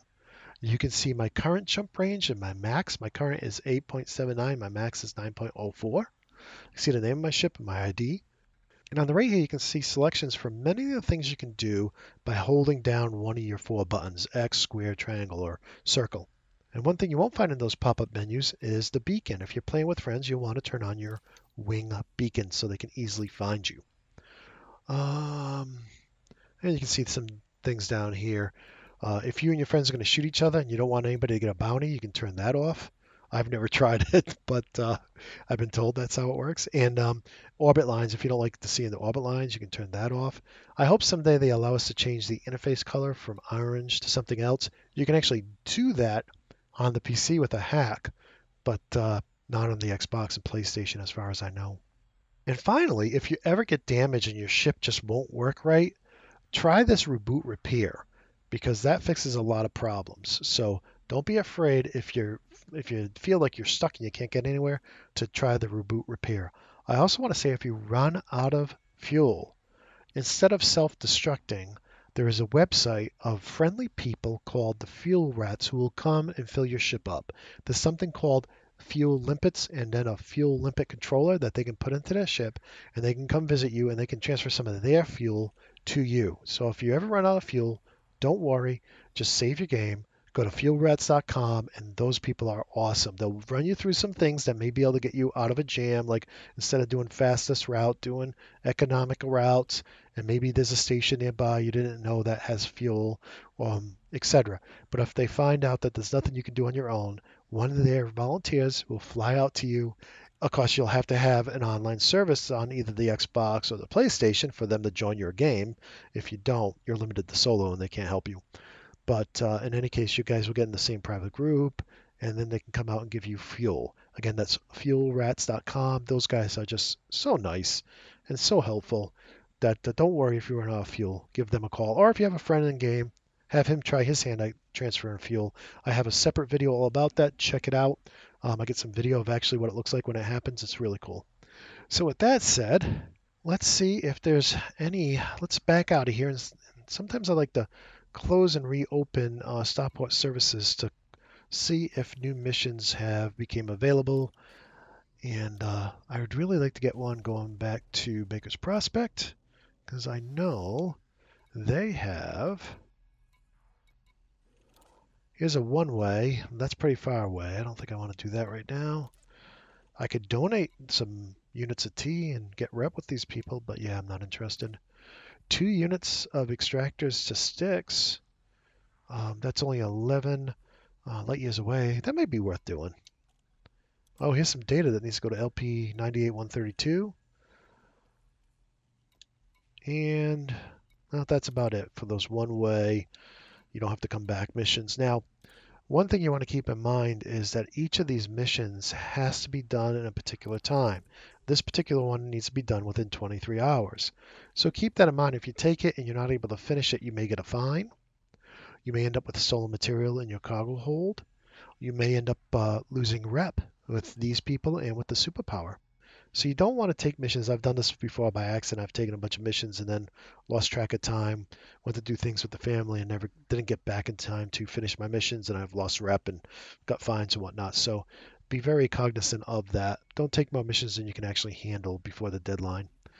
Okay, this is to Prospect 5 outposts in LP 98132. Let's open up the gal map.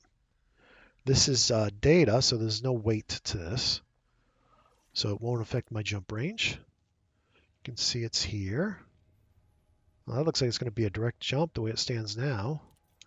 Let's see where Prospect 5 is. It could be like 10,000 light seconds away. Let's see, what is this one? That's Freeport. Nice. Prospect 5. You know, that's only 390 light seconds. I think we're going to go ahead and grab that one. So let's go ahead. And you know what? I'm going to plot a route to it here again. If I take any cargo in, I'll want to replot that route because it will affect the weight of my ship, and I may not be able to get there in one jump. But hey, I'm here. I'm going to go ahead and plot it. And back out. And back out. And let's go ahead and take it. Hey, it's 10,000 credits. I want to get, I think it's 40 or 50,000 credits to get the hauler. So that's what I'm working to. So we'll accept that mission. Don't dilly-dally too long, because if you dilly-dally, the mission may expire before you accept it. So I think they refresh every 10 minutes, but you know, you never know when you're coming into the board. Is it getting ready to refresh right now, or did it just refresh previously? You don't know. So if you see a good mission, try to pick up as soon as you can. Okay, now here's one. These are mineral extractors that go into sticks. Let's take a look at that. Boyd Terminal. Why do I remember Boyd Terminal? All right, let's open the gal map and see. Oh, and I do not have the system data. So I don't know if this is a good deal or not. Now I could go there and scan, but I don't want to make this video 10 hours long either. So I'm going to go ahead and spend some money. Wow. You know, I got 14K in the bank. I'm going to spend it. I want to make sure Boyd is not like out in the boonies. So maybe that could be 1,700 credits well spent. I don't know.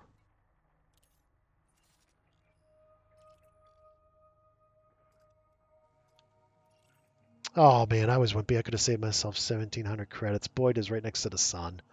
Okay. So 66 light seconds is nothing. All right. So let me go ahead and take that mission too. Okay, accept.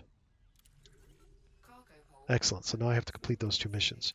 Now, before I leave here, let's see if they have, well, let me refuel first. Let's go to outfitting. Okay, do you guys have, docking computers? Nope. Okay, no worries. So we'll get out of here. Alrighty. And let's go ahead and back out of here. We're going to go ahead and launch. Now, because I've added cargo to my ship, I really should replot my route, or actually just open the gal map, which will automatically replot my route. So let me go ahead and do that. I'll hold down the triangle and go left.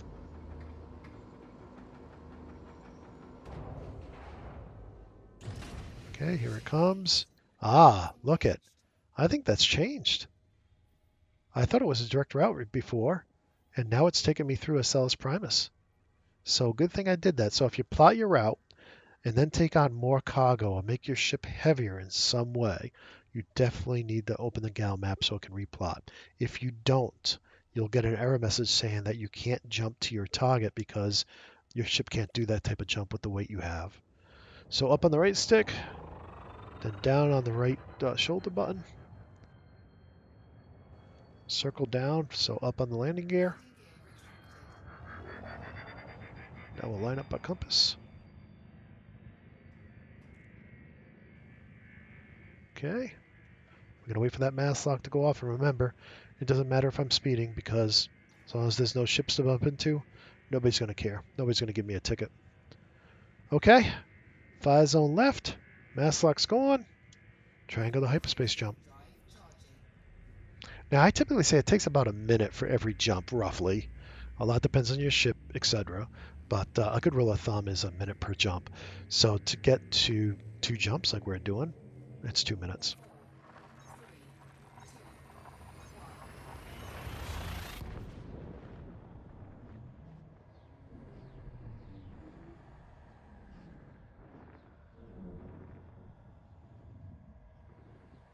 Now, one thing we'll see here, I'm going to just wait for the star to come up and then turn away from it.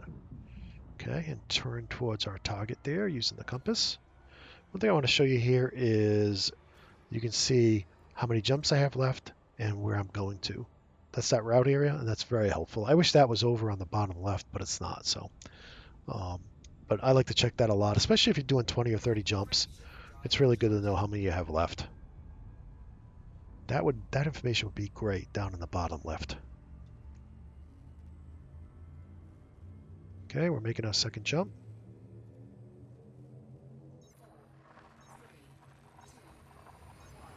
Engage.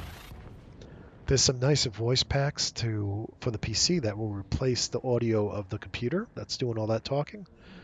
Unfortunately, they only work for the PC, but you can have William Shatner or Obsidian Ant, who we back, or many other people be the voice of your ship on the PC. It's a shame they haven't brought that to Xbox or PlayStation. Okay, now we're done with our second jump here. We're in Super Cruise. We can see the lines on the left and right. I'm throttled all the way up. We're gaining speed as we're getting farther away from the star. Now we're at 5 times the speed of light. And we're going to watch that arrival point because we don't want it to get under 7. It gets hard to slow down if you get under 7. And that's just a rule of thumb. As you get better at the game, you'll be able to push the boundaries a little bit. But for new players, it's like, staying at 8 or 9 is fine. Just so you don't spend, an hour going around in circles, making E-turns, or as some people would say, the turn of shame. Now you see those circles coming at me? That means I'm in the shipping lane, and you can see that on the bottom left of the screen there. You can see it says I'm in the shipping lane. You can also see the alignment indicator. And then, of course, you can see the speed and distance indicators. Okay, we're coming in. We're doing good. This one was nice and easy, and this looks like a very cold place. Either that or very cloudy place. Prospect 5, here we come. Let's see if this is a 1 million meter dropout. Probably is. Most stations are.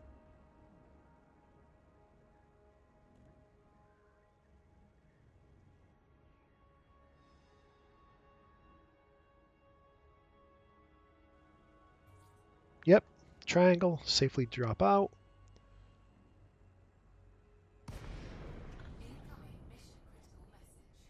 And now I got an updated message. You see my frame shift drive cooling down in the bottom right. Can't jump again until that's cold.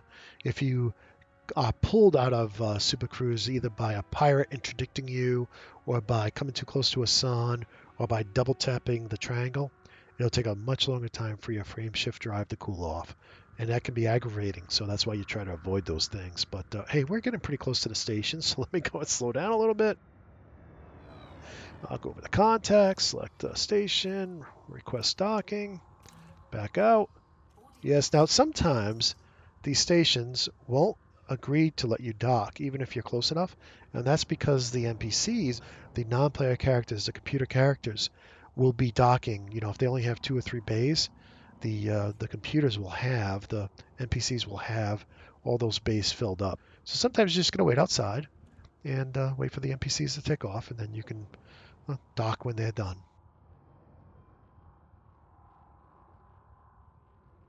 All right, so we're coming in.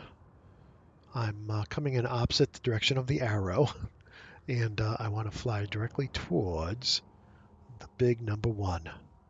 We're number 1 today. All right. I'm going to go ahead and put my gear down. That's circle and down. Okay. You go a lot, your top speed's a lot slower when your gear's down. You can see this building in front of here, this traffic control building in front of our dock is not very big, but it's still there. All right, let me kind of level out here and bring my altitude down slowly. Okay, let's get the landing graphic here soon. All right, it looks like I got to go up. And once I get up there, I'm going to put it into alternate flight controls here, pushing in the left stick so I can slide over. Looks like I'm aimed directly ahead. That's good. And now I'll come straight down, push it down on the right stick. And voila, we're here. Okay, I want to go ahead and choose enter hangar. Maybe they have a docking computer here. Who knows? So I'll enter hangar, and now I still go to Starport services and do other things while that animation plays here. And now let's see what we got. We want to go to mission board, right? And we want to turn in our mission, make some money here. How much do we make? Money, money, money. Show me the money. 23,000 credits. I'm getting really close to being able to buy that hauler. This is awesome. Okay, look, I got rep with both the I-Buddhist Democrats and the superpower, the Federation, so that's awesome. Not much, but hey, as I play more, I'll get more and more rep. As I rank up with local groups in this area, I'll get more rep with them. I'll get higher paying jobs with them. And as I rank up with the Federation, I'll unlock ships I can buy and permits to go to like the Sol system where Earth is. So ranking up is pretty cool. With that said, let's see here. You can see 0403, 0407. Yeah, no missions I can take. No worries. So let me open up the gal map, triangle left.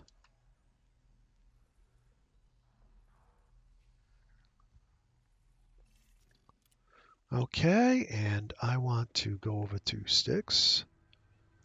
And I got to go into the system here because I want to plot a route directly to the terminal here. This is an outpost style. Plot route. Perfect. Okay, I'll hit circle to back up. Looks like a 2-jump trip. Okay, so I'll back out of there. Back out of here. Let's see if these guys have a docking computer. Outfitting.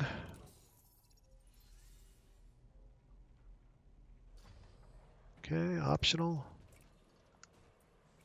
I'm choosing the planetary vehicle hangar only because I don't want to get rid of my cargo rack.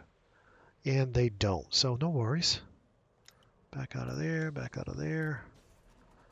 And let's go ahead and launch, and we will go to our next destination. Okay, and because you've already seen me launch and fly and Super Cruise, I'll just fast forward the video right to our destination.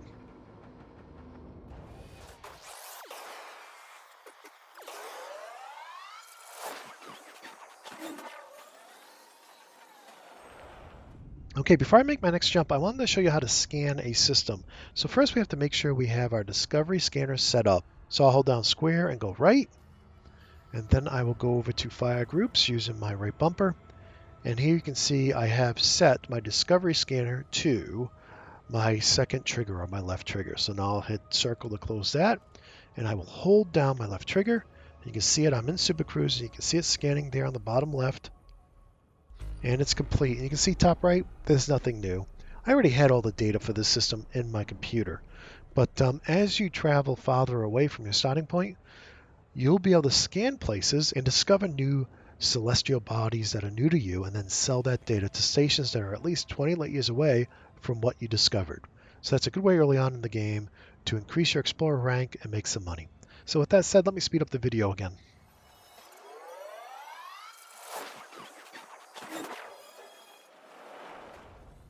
Okay, we're getting pretty close, so I'm going to throttle down. Whoops. That's looking good. Maybe a little bit more. I also want to check a message, so I'll do square up and right bumper over to Welcome Commander. Oh, if you wish to learn more, there's other missions you can do. So keep that in mind. You can see right there, I won't read that to you, but those are some other missions you can do to learn more about playing Elite Dangerous. So that's good news. All right, let's get out of that by hitting circle. And let's aim here on Boyd Terminal.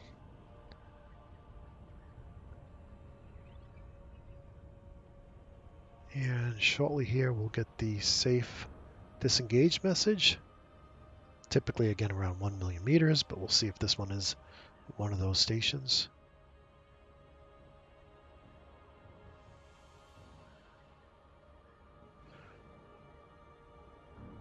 You can see other ships on the scanner in the bottom. They're all orange because they're all neutral. Oh, safe disengage. Triangle. All right, Boyd Terminal, here we come. Boost my way in there.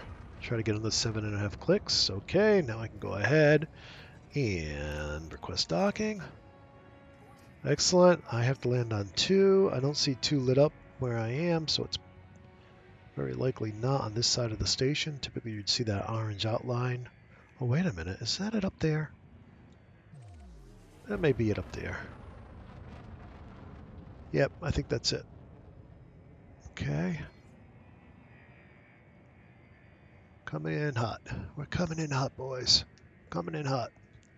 All right, let's slow down. Let's put our landing gears down. Let's turn.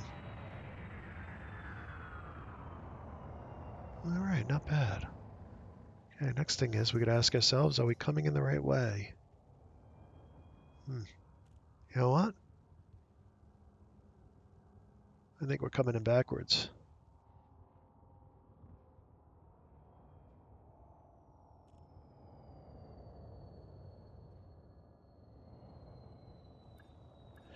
Now, you can tell we're coming in backwards because our ship, you see the landing graphic there? Our ship's coming from the top instead of coming from the bottom. And turning a ship side to side is really slow. Don't know why. I guess the manufacturer went cheap on those thrusters. So what I'm going to do is I'm just going to flip over this way. And then, I don't know if I'm saving time by doing this, but, then I'm going to flip over this way. There we go. Come down a little bit. I'm pretty close. All right. Alternate flight controls there. Perfect. Slow down, baby. Whoop. Got a little bit of getting used to with this new PS4 controller. Oh, close enough.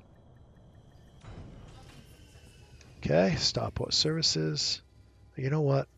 Just in case they have a docking computer here, I'm going to back out and do enter hangar. Then go to Starport services. And then go to mission board and turn on our mission. Okay. What do we make?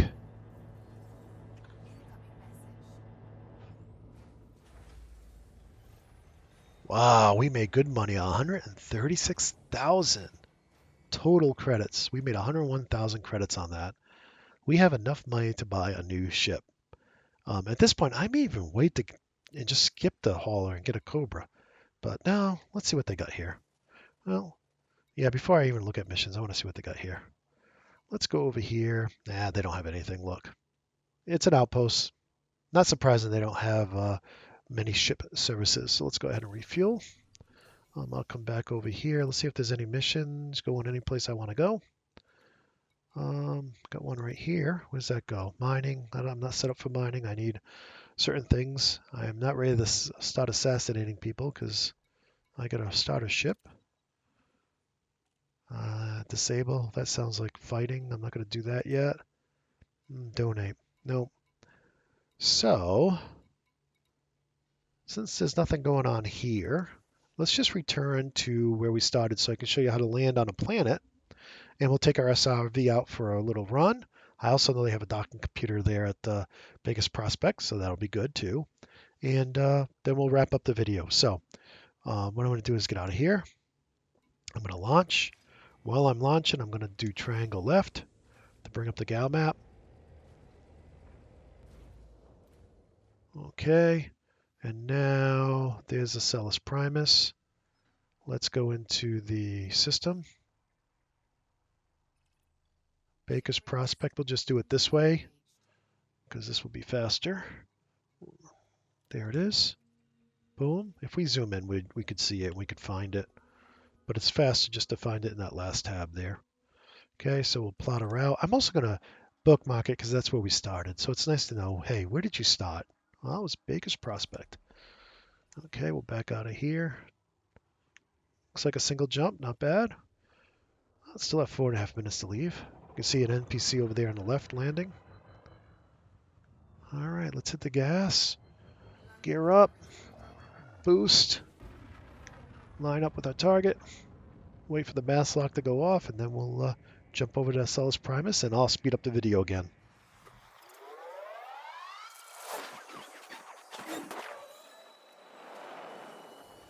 Okay, as we closing in on the planet here, I'm going to slow down a little bit. I want to show you I got a promotion. Just want to make sure I'm slowing down fast enough before... oh no. Oh no. When this happens, what I recommend is keeping the planet in your view as your speed starts coming down. So what I've done is I've throttled to 0, and that speed is starting to drain off, and now you can see I'm at the point where I can start throttling up again. So that's what we call an E-turn, or what some people call the turn of shame. But that's how you deal with it. When you see it starting going 6, 5, 4, just turn slightly away from wherever you're going, and start circling it as you throttle to 0, and your speed will burn off.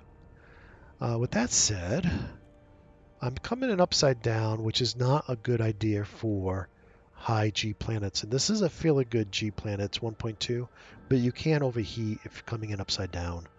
The thrusters on the top of your ship are not as good as the thrusters on the bottom of your ship.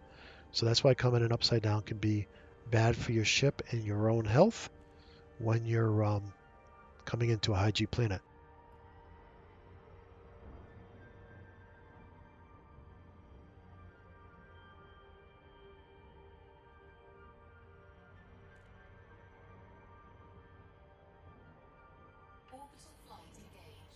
With that said, we just passed that blue line. We just completed orbital insertion. I'm going to flip back over here. I'm going to throttle all the way up. And I got a way to go. I mean, Baker's Prospect is over the horizon, so I'm going to lift my ship's nose up here to gain some speed. And again, you can see I can't see my destination, which is why I like to do this upside down. Here, let me show you what I mean. So now I can go faster and keep an eye on how close I am. Keep it in that blue zone. That'll be the fastest way to get there. You got to do this by feel. After a while, you get really good at knowing how close you can get before you have to come out of that blue zone and aim at the target. And you also don't want to come in too steep because you won't get that glide. And then it takes forever to get to the ground when you come out of glide prematurely. So definitely try not to come in too steep. 25 degrees is typically pretty good.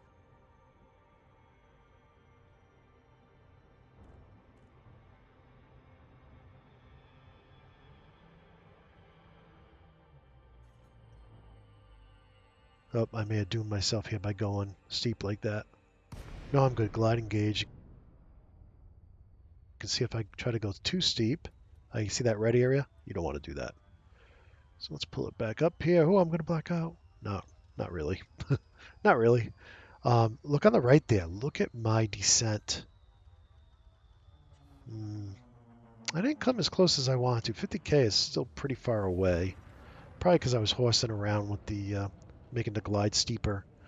So let me go ahead and fast forward the video here so you don't have to watch me creep towards the station. Okay, now I'm coming into the station here, and I can go ahead and request docking. And let's see if they let me in. Yep, landing pad 4. And I have 10 minutes to land. All right, where is landing pad 4? I have to watch my speed because I am coming straight down at the station here. And I don't know which one number 4 is. Oh, there is. Let me go ahead and slow down here. It's number 6. There's number 4 over there. Now, I don't want to fly over somebody else's landing pad or I can get a fine. So let me boost this way. Keep an eye on my altitude. I don't want to come crashing down on the planet. And then I'll do a turn and reduce my throttle. There we go. All right, we should be lined up pretty good. Again, you won't have to worry about this if you have a docking computer, which they do sell here. But when you first leave here, you won't have enough money to actually buy one. They sell it in some other systems too, but the website eddb.io will tell you where you can find one. It's almost always accurate. I mean, stock changes, inventory changes at the stations, but put my gear down here. But I find EDDB to be almost always correct. And then if you're in solo and it doesn't have something you're looking for, you can always back out. And if you have, PlayStation Network, you can go to private group and see if you can find it at the station in private group, because sometimes that'll refresh the inventory and mission boards and whatnot. Be careful with open because, again, it's called Elite Dangerous, not Elite Peaceful mode. So, and there are other commanders, both NPC and real human players out there who will be nice to you or who will also be mean to you and try to pirate you or just destroy you for fun. So that's what open is. It's open play, and people can either be nice or mean. And some people choose to be nice and some people choose not to. So just go into open with an open mind and understanding that it's a dangerous galaxy. And with that said, I'm going to go ahead and enter the hangar here and also go to Starport Services. And here for the final part of the video, I just want to take our SRV out and have a little fun. While we're waiting, we'll refuel. And we'll go to Shipyard, get an idea of what our hauler will cost. I don't know if they sell a hauler here, but we'll see. If they sell an Eagle, I could buy an Eagle and to go do some combat. I have some videos about that, doing combat and doing community goals with combat and whatnot. Hey, there's the hauler, though. That's the ship I want. Before I buy it, though, what I'm going to do here is I'm going to go to outfitting. I'm going to take out that beautiful, my beautiful new frame shift drive. And I'm going to replace it with, wait a minute, I don't think I have the other frame shift drive here. No, it's 5 minutes away. Well, let me go ahead and transfer it to the station. Yep, it's going to cost 100 credits. I'm okay with that. While I wait for that to come in, I won't be able to take out my 2C yet, but what I can take out is my SRV. I'll put it in the other shop. So let's go ahead and store this into storage. And just for completeness sake, I'm going to put a cargo rack in here. Not that I'm going to use this ship again. Oh, I may. And in case I do, I might as well put a cargo rack in there.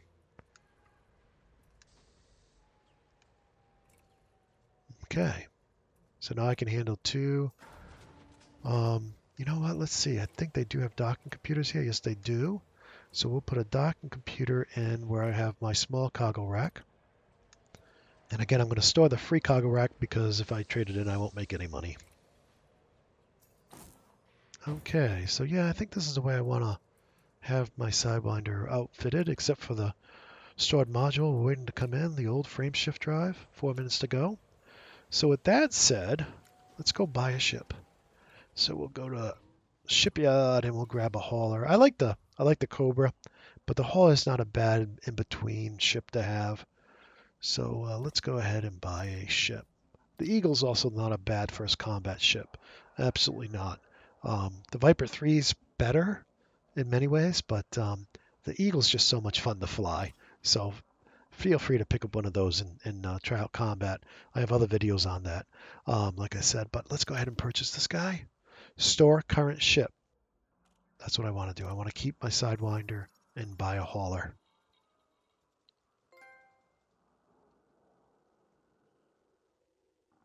Now at this point, I'm going to have to name the ship. I'm going to have to put my decals on the ship. I won't have a paint job for the ship, and I'm out of my original 1,000 Frontier points, so I don't know that I will buy a new paint job for the ship, but let's take a look at it. It's pretty cool. It's a lot different, you know. It looks different. It doesn't have that great sunroof. That causes problems in some situations, but still has more cargo space, so that's worth it. Let's take a look outside, see what it looks like here. Circle right. And click in on the right stick, and now I'll use the right trigger to go up. And kind of looks like a space shuttle a little bit, a kind of a fat space shuttle. But there it is. That's what it looks like. Triangle to turn all the instructions off on how to use the camera. And then I'll just hit circle right again to go back inside. Let's go to Starport Services here and see what we can outfit our hauler with. All right, outfitting.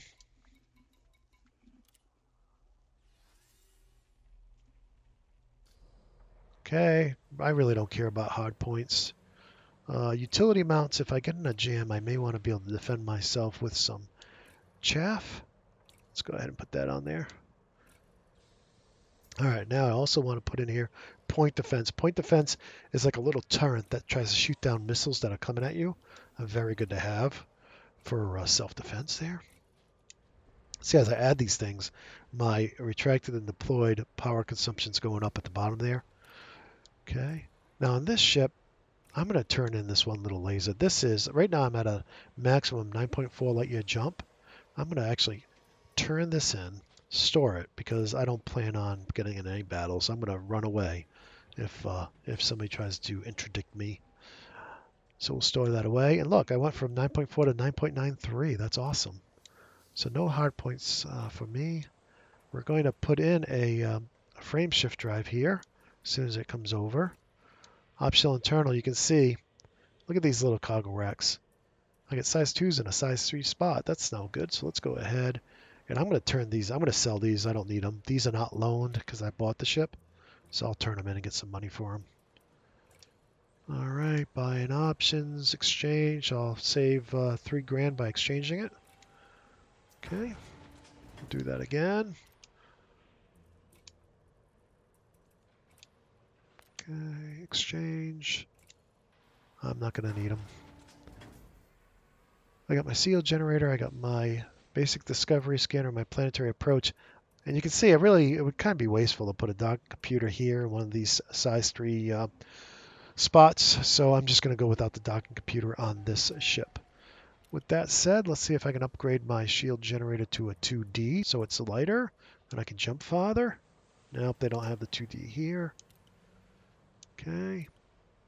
Let's go back out and go to core internal. Let's see if I can upgrade my power plant to a 2D. Yes, I can. It's only $5,000. And look, you can see at the bottom, it's increasing my jump range because it's lighter. So we'll do that. And I'll exchange the one that came with the ship. Again, I bought this ship so I can turn in existing parts for cash. We'll change our thrusters to 2D. Again, increasing our jump range. And some would call this derating the ship. In other words, I'm putting all D modules in it so I get the lightest ship possible and I can jump as far as possible. They don't have D life support. How about power distributor? Yep. And every time I replace an E with a D, I am increasing my jump range. No stock, no stock. Okay. Well, that's about all I can do there. So I am up to 11.11 light year jump range. Let's see if our stored module has come in. Yes, it has. So let's go back to our Sidewinder here. Yep, I didn't set my fire groups yet. So go back to our Sidewinder. You can see it under storage ships here. Storage options, use this ship. Okay, now I'll go to outfitting and I want to swap out those frame shift drives. Core internal, frame shift, transfer, loaned. Let's put the loaned in. We'll take the C out. Excellent. Now we gotta jump back in our ship.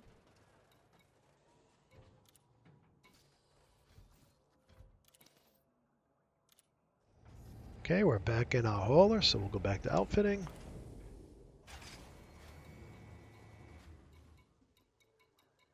And we'll go grab that frame shift. Transfer, transfer, put the C in.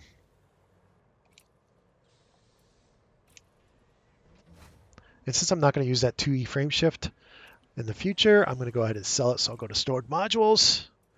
Again, this is the one that came with the ship I purchased, so I can sell it. And I only make about 2,000 credits, but who cares? I don't need it. Excellent.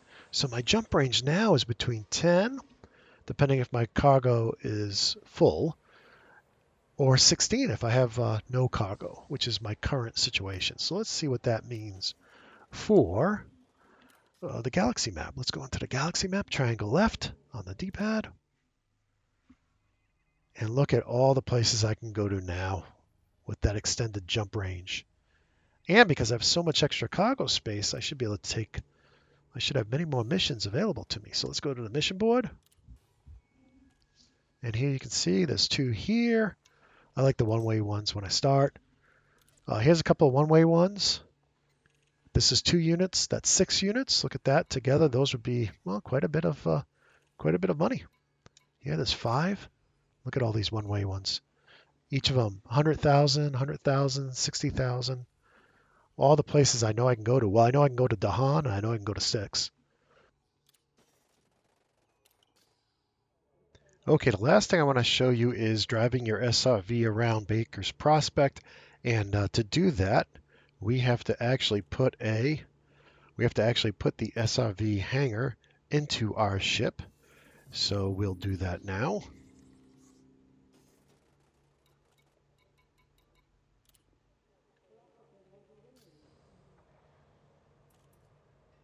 Under optional internal. And for now, we'll just replace our cargo rack with, there it is, planetary vehicle hangar. We'll go ahead and transfer that to our ship. Okay, now it's in the ship, so let's back out of here. And we'll go all the way back, and now what I'll do is I'll hold down square, and I'll press down to go to the roll panel. And I will choose the SRV, and I will choose deploy. Here we go.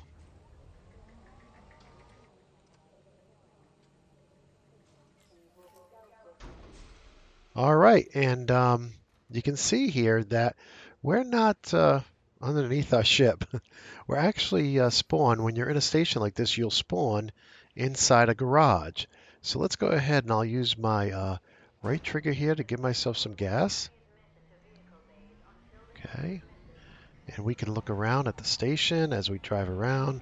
And I highly encourage you to explore. There's so much cool stuff to see, at these stations, especially the bigger ones. This is a decent sized one, but there are definitely some bigger ones out there that you can really check out. Some of them have their own little highway systems. You can race around the landing pads and the base itself on these highways, so pretty cool to check those out here.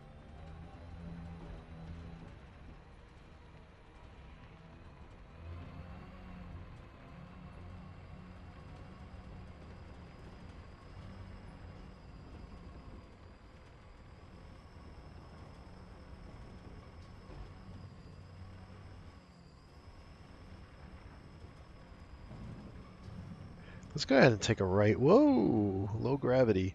Let's take a right. We'll go up here and see what is up here.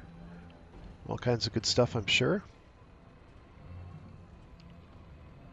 Yeah, we can see over there. That is a landing pad. And whose ship is that? That's an adder. Ian the Beast. Okay. And oh, we're getting a warning. We're too close to the pad. We got to back away from the pad. Okay, we don't want to get in trouble. But yeah, very cool stuff. Very cool stuff. Now, how do you get back to your ship? Your ship doesn't show up anywhere on the scanner, right? How the heck do you get back to it? Well, it's a little confusing at first, but if we will go down to, let's go back down to the roll panel here. And we will go to recall ship. And what this will do is have our ship. Matter of fact, let's go to the external cam, see if we can see it coming in. And click on the right stick and right trigger to go up.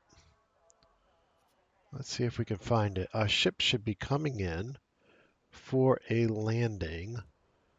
Um, it's hard to tell which one it is, but I'm thinking it's that one over there. So, yeah, it looks like that ship's landing there. Yeah, and that looks like a hauler. Look, it's just going to land over there, almost on top of that skimmer. That's so funny. But so now we have to drive over there to get back in it. So let's wait for it to land. All right, she's landed. So I'm going to get out of the external camera. And now you can see the green icon, the little green square, hollow square on my scanner. So let's see if we can go find our ship. It's too bad you can't pull back into the garage to get back to it, but that doesn't work. Previously, when I was playing last year, I had to actually drive a couple of kilometers away from the station to get to my ship. So that's something that they've changed, and it's nice. So I can just drive over here. I love driving the SRVs. They're so much fun. There's even a boost in them. You can boost up. They have little jets on the side of them, kind of like in Armageddon.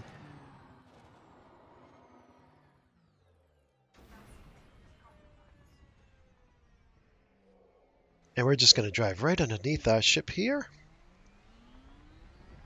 Our turret is stowing automatically. Whoops. You don't want to crash into anything. All right, yeah, let's see. Get over a little bit more.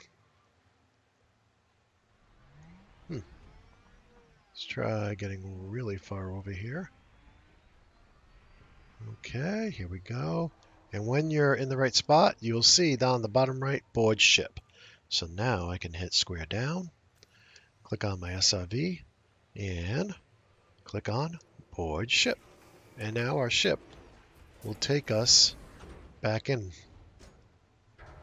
And with that, that's the end of this extended edition on how to play Elite Dangerous, featuring PS4 gameplay. If you enjoyed this video, then please give me a like and a sub.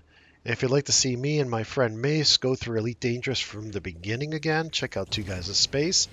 Or if you just want to see the crew do different things in Elite Dangerous, either do community goals or do combat or whatever, check out the Elite Cast. We also have a bunch of other how-to videos up on the channel, and we always love to hear from our viewers, whether it's tips or questions or whatnot. So we appreciate you taking the time to share your thoughts with us by commenting on the channel.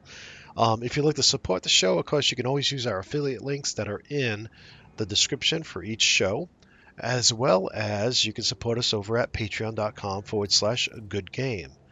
And all of your support goes right back into the show to just make it even better. And with that said, I want to wish everybody a lot of fun in Elite Dangerous. I hope you enjoy playing the game. And until next time, Commanders, this is Greylock with the Gamer Show, signing off. Peace.